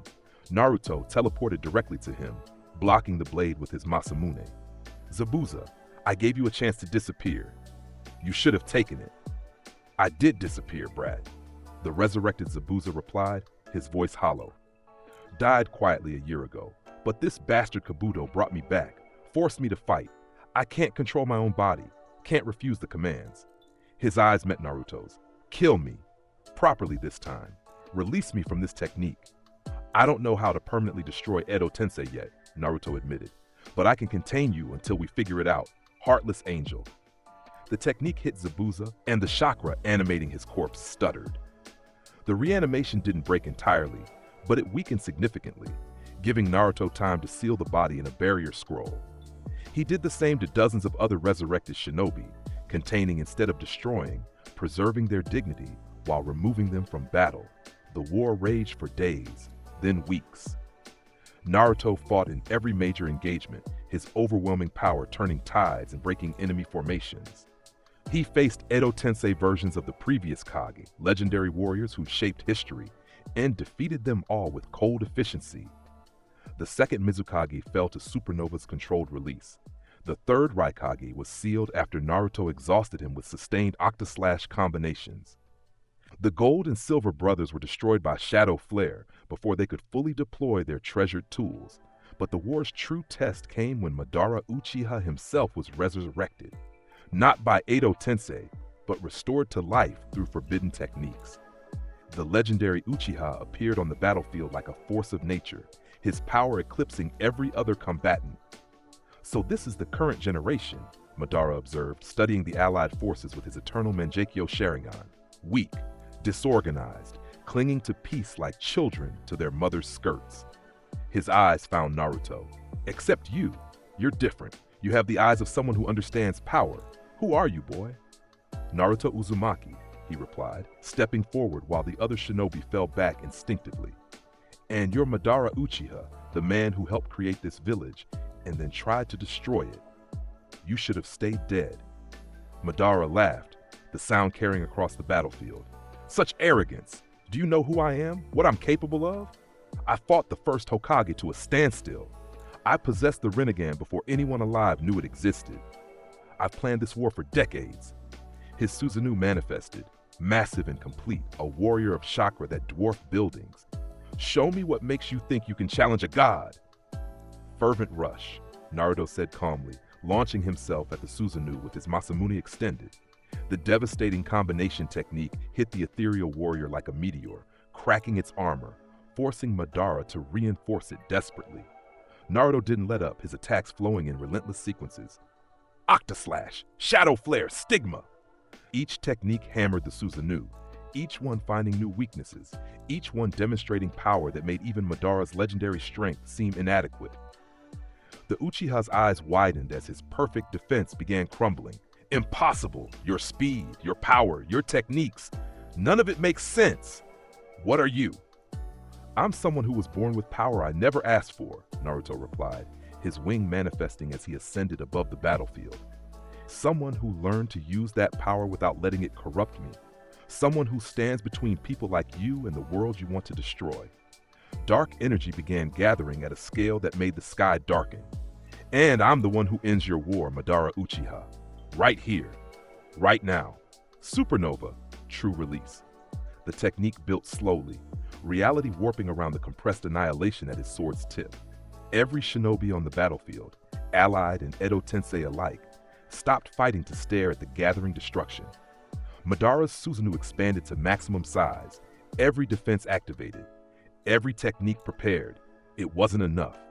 When Naruto released the supernova, the sphere of destruction consumed Madara's Susanoo like tissue paper, obliterated his legendary defenses, and reduced the Uchiha himself to component atoms. The explosion carved a crater a mile wide, and when it dissipated, nothing remained of Madara except memories and legends. The battlefield was silent. Every shinobi stared at Naruto, who stood at the crater's edge with his Masamune still raised, not even breathing heavily. He just killed Madara Uchiha, the legendary founder, the man who terrified nations, in less than 5 minutes of sustained combat. The enemy's strongest warrior is dead, Naruto announced, his voice carrying across the stunned forces. Continue the battle, win this war. I'm going to find Obito and end his plans permanently. He teleported away before anyone could respond, leaving the allied forces to process what they'd witnessed. The legend of Naruto Uzumaki, already substantial, grew exponentially in that moment. Songs would be sung, stories told, books written about the silver-haired warrior who'd slain Madara Uchiha in single combat. But Naruto cared nothing for legends. He tracked Obito's chakra signature to a hidden dimension, the space between spaces where the Uchiha had been orchestrating everything. He forced his way through the dimensional barrier through sheer power, his energy overwhelming Obito's Kamui defenses. Impressive, Obito said, his mask discarded, his true face revealed. You found me, killed Madara, demonstrated power that shouldn't be possible. But it doesn't matter. The infinite Tsukuyomi is almost ready. In hours, this world will be remade in illusion, and all your strength will mean nothing against the genjutsu that affects reality itself. Then I'll break reality, Naruto replied simply. I've broken everything else you've thrown at me, your 6 paths, your armies, your legendary partners. What makes you think your ultimate technique will be different? Because I have this. Obito revealed the Ten Tails, the origin of all tailed beasts, a creature of pure malevolent chakra. With its power, I become the Jinchuriki of God itself. Your techniques, your sword, your determination, none of it will matter against divine power. The Ten Tails roared, and the dimension shook. Obito began the sealing process, the beast's chakra flowing into him, transforming him into something beyond human. His body mutated, became wrapped in the Ten Tails' power, gained abilities that made his previous Kamui seem trivial. Naruto watched the transformation complete and felt something he hadn't experienced in years, genuine uncertainty. This was beyond anything he'd faced, beyond Madara, beyond pain, beyond every challenge that had come before. Obito had become a living god, and the power radiating from him was incomprehensible. But Naruto Uzumaki had never backed down from a challenge. Not once in his entire life. He wouldn't start now. Shadow Flare, Apocalypse, hundreds of dark spheres materialized throughout the dimensional space, more than he'd ever created before, positioned in 3-dimensional grids that covered every possible angle. They detonated simultaneously, and the resulting explosion was visible from the normal world, with reality itself cracking from the magnitude. Obito emerged from the devastation unharmed, his Ten Tails cloak absorbing the damage effortlessly. Is that your best? Disappointing. Let me show you true power. Sword of Nunoboko. The weapon manifested in his hand, a staff that could destroy anything it touched. Obito swung it at Naruto with speed that made Madara's attacks look stationary. Naruto barely blocked with his Masamune, and the impact sent both of them flying in opposite directions. They clashed again and again, their battle transcending normal combat, becoming a conflict between fundamental forces. Naruto's Sephiroth abilities versus Obito's Ten Tails power, skill versus raw strength, determination versus nihilism. Why do you fight so hard? Obito demanded as they locked blades. This world is broken. People suffer. War never ends. Why not accept the infinite Tsukuyomi? Why not let everyone have their perfect dream? Because dreams without reality are just lies, Naruto replied, his wings spreading fully. Because suffering is part of being human. Because choosing a comfortable illusion over a difficult truth is surrender. He pushed Obito back and raised his Masamune high. And because I promised to protect this world, even from people who think they're saving it. Then you'll die protecting a world that doesn't deserve you, Obito roared, launching the sword of Nunoboko with devastating force. Naruto met it with everything he had. Supernova, absolute zero. The technique evolved beyond its previous forms, becoming not just destruction but fundamental erasure. The sphere that formed consumed the sword of Nunoboko, consumed Obito's 10 tails cloak, consumed everything it touched at the conceptual level. But it wasn't enough. Obito regenerated, his power too vast, the 10 tails chakra too overwhelming. He counterattacked with tailed beast bombs that could destroy mountains, with chakra receivers that could pierce any defense, with techniques that warped space itself. Naruto took damage for the first time in years. His energy barrier cracked. His regeneration was pushed to its limits. Blood streamed from wounds that actually hurt, that actually threatened, that reminded him he was still mortal despite his power. And then Sasuke arrived, teleporting into the dimension through his own space-time technique, his eternal Mangekyo Sharingan blazing. Sorry I'm late. Took me a while to track you both down. Sasuke?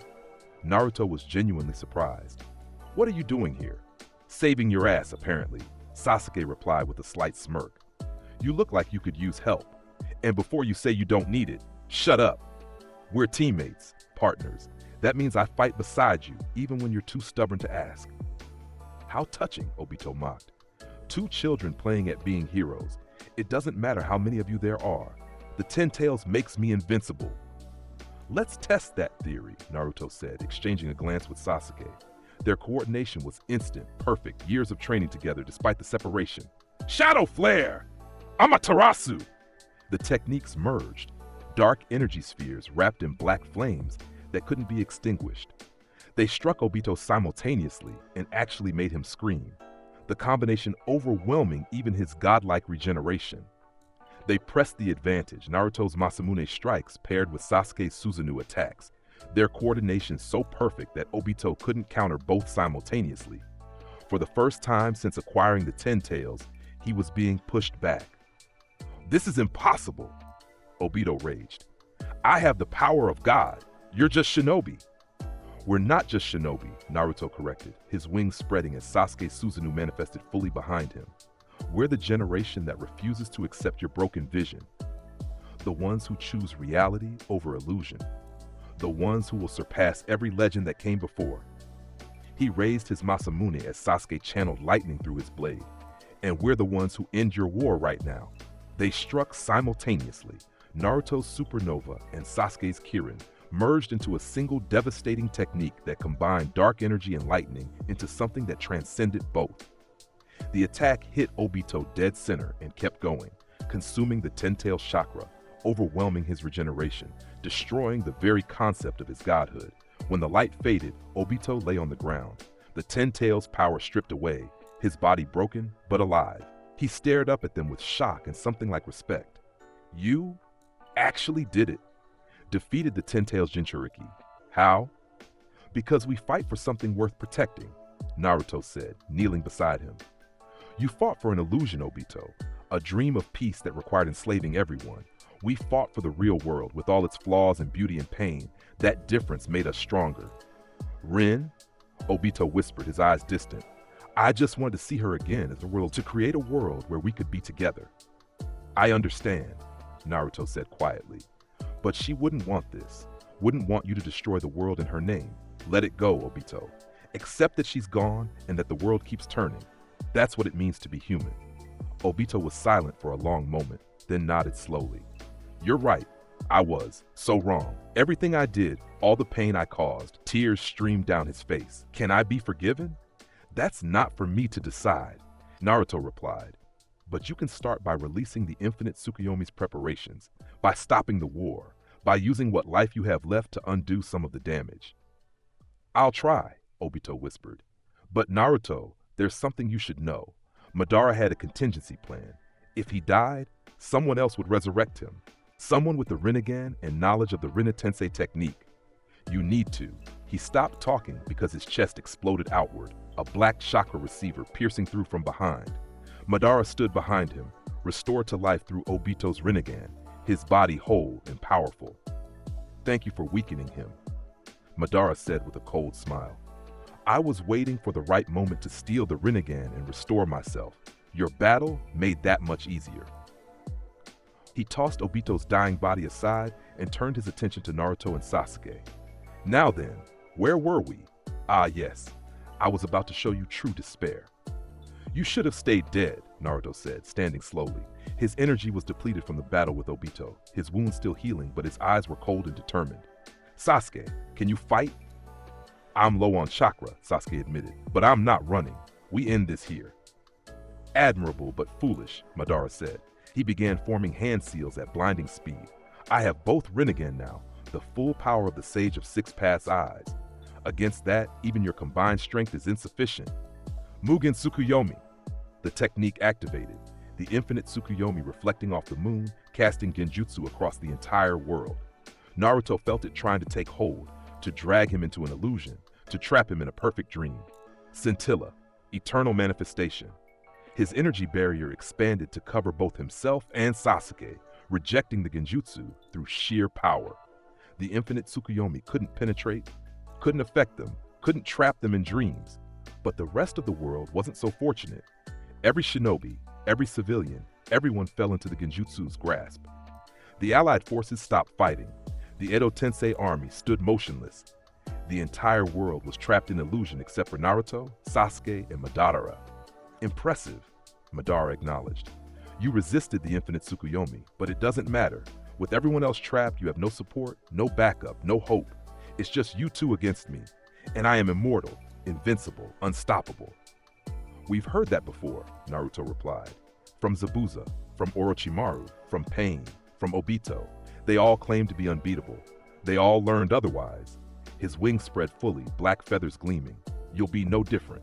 The battle that followed was legendary in scope. Madara wielded the full power of the Rinnegan, gravity manipulation, elemental techniques, summoning, and abilities that defied description. Naruto and Sasuke fought as one, their coordination perfect, their techniques merged into devastating combinations. Wood style, deep forest emergence. Madara created entire forests to trap them. Shadow flare. Naruto incinerated the wood instantly. Tengai Shinsei. Madara pulled meteorites from the sky. Susanoo arrow. Sasuke destroyed them before impact. The fight raged across dimensions, through landscapes that shifted and changed as Madara wielded reality itself. But Naruto and Sasuke kept pushing, their determination unwavering, their strength building instead of depleting. Finally, Madara made a mistake. He underestimated Sasuke's speed and overcommitted to an attack on Naruto. Sasuke exploited the opening, his blade piercing through Madara's chest and severing his connection to the ten-tailed chakra he'd absorbed. Impossible, Madara gasped. I am the chosen one, the one who would bring true peace. You're a relic, Naruto said, appearing beside him with his Masamune at Madara's throat. A warrior from a dead era who refused to adapt. Peace doesn't come from forcing everyone into submission. It comes from mutual respect, from cooperation, from choosing every day to be better than we were. He raised his blade. Your way failed. Now rest. Wait, Madara said desperately. The infinite Tsukuyomi, if I die, you'll never break it. Everyone will be trapped forever in their dreams. You need me to release. We'll figure it out, Naruto interrupted. We always do.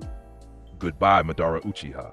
May you find in death the peace you could never create in life. The Masamune fell, and Madara's head rolled free. The legendary Uchiha died for the final time, his dreams of godhood ending in the same dust that had claimed everyone else. But he'd been right about one thing. The infinite Tsukuyomi remained active. The entire world was still trapped in illusion, and with Madara dead, they had no obvious way to break it. Naruto and Sasuke stood in the silent world, two warriors alone against an impossible problem. Then a voice spoke from nowhere, ancient and vast. Impressive, you defeated Madara, ended Obito's plans, demonstrated strength worthy of my attention. Who are you?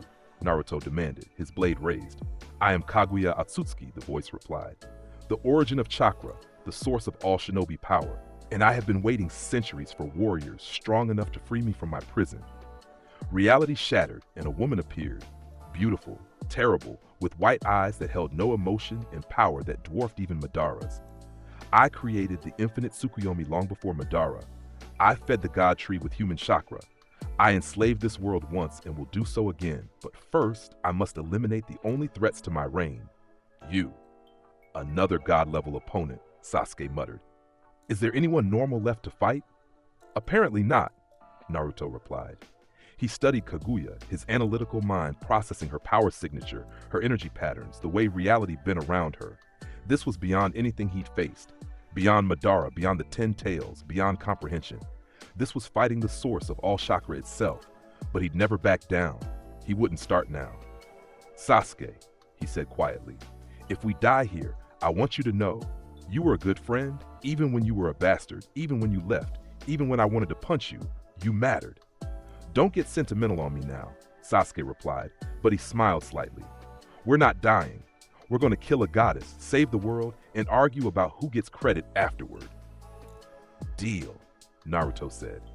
They moved as one, attacking Kaguya with everything they had. The battle transcended description. Kaguya wielded dimensions as his weapons, creating portals to acid lakes, gravity wells, ice wastelands. She manipulated chakra at the fundamental level, stripping away techniques before they could form. She killed them both multiple times, only for their regeneration and determination to bring them back. But they adapted, learned her patterns, found weaknesses in power so vast it seemed to have none. Naruto's Sephiroth abilities combined with Sasuke's Uchiha techniques created synergies that even Kaguya couldn't predict. Shadow Flare, Dimensional Anchor, Amaterasu, Infernal Seal. Their techniques merged, creating a combination that pinned Kaguya between dimensions, locked her in place long enough for Naruto to charge his ultimate attack. Supernova, Genesis Extinction. The technique built to unprecedented scale, gathering energy from the dimension itself, from reality's fabric, from everything Naruto had held in reserve. When he released it, the sphere of annihilation consumed Kaguya completely, destroying her physical form, shattering her connection to the God Tree, ending her reign before it could truly begin. As she dissolved, Kaguya's eyes met Naruto's, and for the first time, emotion flickered across her face. You are like me, born with power, isolated by it, feared for it. Why do you fight so hard for humans who would rather you didn't exist? Because they gave me a choice, Naruto replied. They feared me, yes, but they also let me prove myself, let me choose protection over destruction. You never gave this world that choice, Kaguya. You only offered subjugation. His wings spread fully. That's the difference between us. I served, you ruled, and only one of those deserves to survive. Kaguya smiled sadly as she faded. Perhaps you're right. Perhaps I was wrong all along. Take care of this world, Naruto Uzumaki. Don't let my mistakes be repeated. She vanished completely, and with her death, the infinite Tsukuyomi shattered. Across the world, people woke from their dreams, confused but alive. The war was over. Akatsuki was defeated. The godlike threats were eliminated. Naruto and Sasuke stood in the aftermath, exhausted, wounded, but victorious. They'd saved the world. Together, we did it, Sasuke said, sounding almost surprised. We actually did it. Never doubted it for a second, Naruto lied. He looked at his friend. Now comes the hard part. Facing Konoha, accepting judgment for your desertion, building a life after saving the world. I know, Sasuke said quietly. I'm ready. I've run long enough. Time to face the consequences. He extended his hand. Thank you, Naruto, for not giving up on me, for being the friend I needed, even when I didn't deserve it. Naruto took the hand and pulled Sasuke into a brief embrace. Anytime. That's what teammates do. They returned to the normal world, where the allied forces were just waking from the infinite Tsukuyomi. Naruto and Sasuke appeared before the assembled Kage, ready to report their victory and face whatever came next. The aftermath of the war took months to fully process. Sasuke accepted judgment for his crimes and was sentenced to probation under Kakashi's supervision, the silver-haired Jonin having been named 6th Hokage in Tsunade's retirement. Naruto continued taking missions, now officially promoted to Jonin despite never taking the exams. His contributions during the war considered more than sufficient qualification. The world had changed. Villages that had been enemies for generations were now allies, bound by shared sacrifice and mutual survival. The legends of the war spread, stories of Madara's defeat, of gods slain, of 2 warriors who'd saved reality itself. But Naruto cared little for fame or recognition. He trained, he protected, He lived quietly in his apartment with his Masamune and his memories. Sakura visited regularly, now head of Konoha's medical division. Kakashi consulted him on difficult decisions, valuing his perspective. Even Sasuke would occasionally stop by, their friendship rebuilt slowly but genuinely. Years passed. Naruto remained young-looking, his Sephiroth genetics slowing his aging, keeping him in his prime while others around him grew older. He became a fixture in Konoha, the silver-haired warrior who protected from the shadows, who asked for nothing and gave everything. And then, 15 years after the war's end, Orochimaru's final experiment activated. The snake Sanin had been dead for over a decade, but his research survived, hidden in laboratories scattered across the continent. One of those labs contained his greatest work, a perfect clone of the first Hokage, combined with every Kekkei Genkai he'd collected, enhanced with forbidden techniques and Hashirama cells. The creature that emerged called itself Shin, though it was far beyond any single identity. It had the wood style, the Sharingan, the Byakugan, ice release, and a dozen other bloodline abilities. It had power that rivaled Kaguya's, intelligence that matched Orochimaru's, and ambition that dwarfed both. And it wanted to prove itself by killing the legendary Naruto Uzumaki. The attack came without warning. Shin appeared in Konoha's center and began destroying everything, his combined Kekkei Genkai creating devastation on a scale the village hadn't seen since Pain's invasion. Naruto responded immediately, teleporting to the battle, his Masamune drawn. "You must be Orochimaru's final project," he observed, studying the creature before him. "Impressive. You've combined abilities that shouldn't be compatible. The chakra control alone is remarkable." "Save your analysis," Shin replied. "I'm here to surpass you, to prove that created power can exceed born power, that Orochimaru's vision was superior to natural selection." Wood constructs erupted from the ground, Amaterasu flames coating them, creating burning spears that struck from every direction. "Defend yourself, legend. Let's see if you're worthy of your reputation." Naruto met the assault with calm efficiency. Shadow flare. The dark spheres incinerated the wood and extinguished the flames simultaneously. Fervent rush. He closed the distance instantly, his Masamune carving through Shin's defenses like paper. But Shin regenerated, his Hashirama cells healing damage faster than Naruto could inflict it. He countered with ice release, creating mirrors like Haku's, combined with Sharingan Genjutsu that made each reflection a potential attack point. Interesting combination, Naruto acknowledged. But I've faced similar before. Scintilla. The barrier manifested, and every attack, ice, fire, genjutsu, physical strikes, splashed harmlessly against it. Naruto then teleported directly to Shin's real body, having tracked it with his supernatural senses despite the illusions. Octaslash, infinite recursion. The technique evolved beyond previous forms, each of the 8 strikes splitting into copies, creating a cascade of slashes that overwhelmed Shin's regeneration completely. The created being's body was reduced to fragments, his multiple Kekkei Genkai unable to keep pace with the systematic destruction. "Impossible," Shin gasped, his body struggling to reform. "I had every advantage, every bloodline, every technique. How did you?" "Because you're still fighting with borrowed power," Naruto said, the same words he told Sasuke years ago. "Every technique you use came from someone else. Every ability was stolen or copied. You have no foundation of your own, no core to build from. That's why you'll always lose to those of us who earned our strength through living." He raised his Masamune for the final strike, but Shin spoke desperately. "Wait, I can help you. I have knowledge of other Otsutsuki clan members, of threats coming from beyond this world. Kill me and that information dies with me." Naruto paused, considering. "Then share it. Prove you have value beyond destruction." Shin did, revealing data Orochimaru had gathered about the Otsutsuki clan, interdimensional parasites who traveled between worlds, consuming their chakra and moving on. Kaguya had been one such parasite, but she'd betrayed her kind, tried to claim Earth for herself. Others would eventually come seeking revenge in the chakra she'd claimed. "How long do we have?" Naruto asked. "Years, maybe decades, but they will come, and when they do, even you might not be enough to stop them." Naruto was quiet for a long moment, then made his decision. "Then we'll prepare, build defenses, train the next generation, create a world strong enough to resist even gods from beyond our reality." He looked at Shin. "And you'll help. Not as a weapon, but as a teacher. Share Orochimaru's knowledge willingly, help protect instead of destroy, and I'll let you live. Why? Shin asked, genuinely confused. I attacked you, tried to kill you, destroyed part of your village. Why offer mercy? Because everyone deserves a second chance, Naruto replied. I've given it to missing nin, to enemies, to people who've done far worse than you. Why should you be different? He extended his hand. Choose.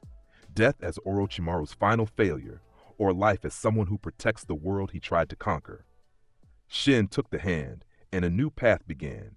The years that followed were peaceful, relatively speaking. Shin became a researcher, using his knowledge to develop countermeasures against potential Otsutsuki threats.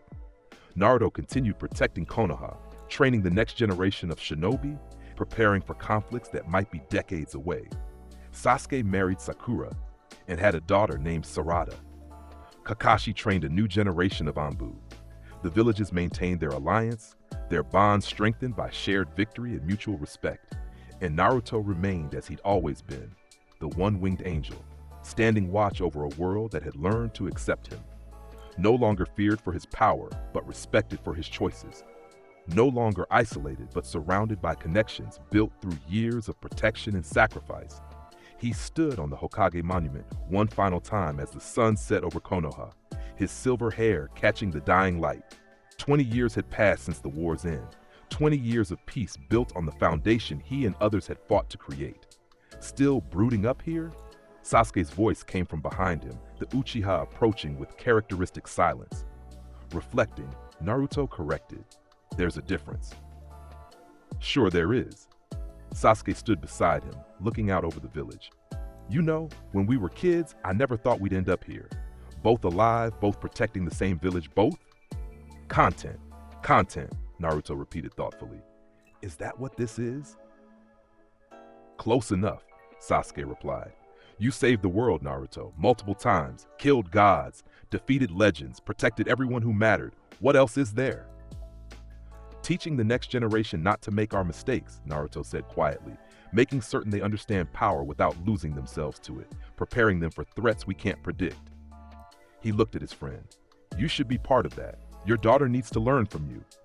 I'm not exactly father material, Sasuke said with dark humor. Neither was my father, apparently. Yet here I am. Naruto's wing manifested briefly, then vanished. We make the best of what we're given, Sasuke.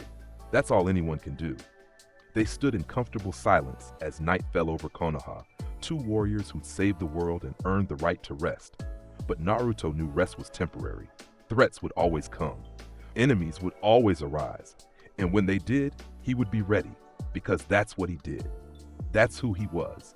The one-winged angel, protector of Konoha, guardian of peace, wielder of overwhelming power, tempered by compassion. Not perfect, not infallible, but determined to stand between the darkness and the light for as long as he drew breath. The wind picked up, carrying the scent of rain and distant possibilities. Naruto closed his eyes and felt it wash over him, accepting whatever tomorrow would bring.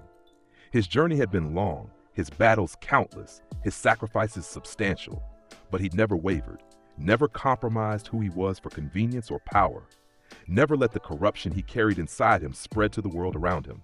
He'd chosen protection over destruction, mercy over revenge, and connection over isolation. And in the end, that had made all the difference. Come on, Sasuke said, breaking the silence. Sakura's making dinner. She insisted I bring you. Something about you not eating properly again. I eat sufficiently, Naruto protested, but followed his friend down from the monument. They walked through Konoha's streets together, two legends in simple clothing, greeted by villagers who waved and smiled instead of cowering in fear.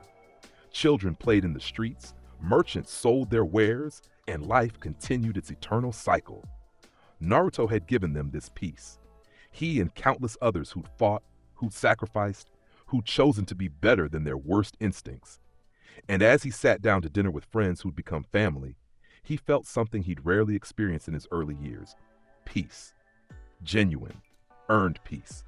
The kind that came from knowing you'd done everything possible to protect what mattered. The kind that came from choosing the right path, even when the wrong one would have been easier. The kind that came from standing firm when everyone around you was falling. Naruto Uzumaki had been born with power he never asked for, isolated by abilities he never chose, feared for strength he could have used to destroy everything, but he'd chosen differently, chosen to protect, to serve, to stand as the guardian between chaos and order. And in doing so, he'd become more than a Jinchuriki, more than a weapon, more than even a legend. He'd become exactly what the world needed, a protector who wielded overwhelming power without letting it consume him. That was his legacy. That was his victory.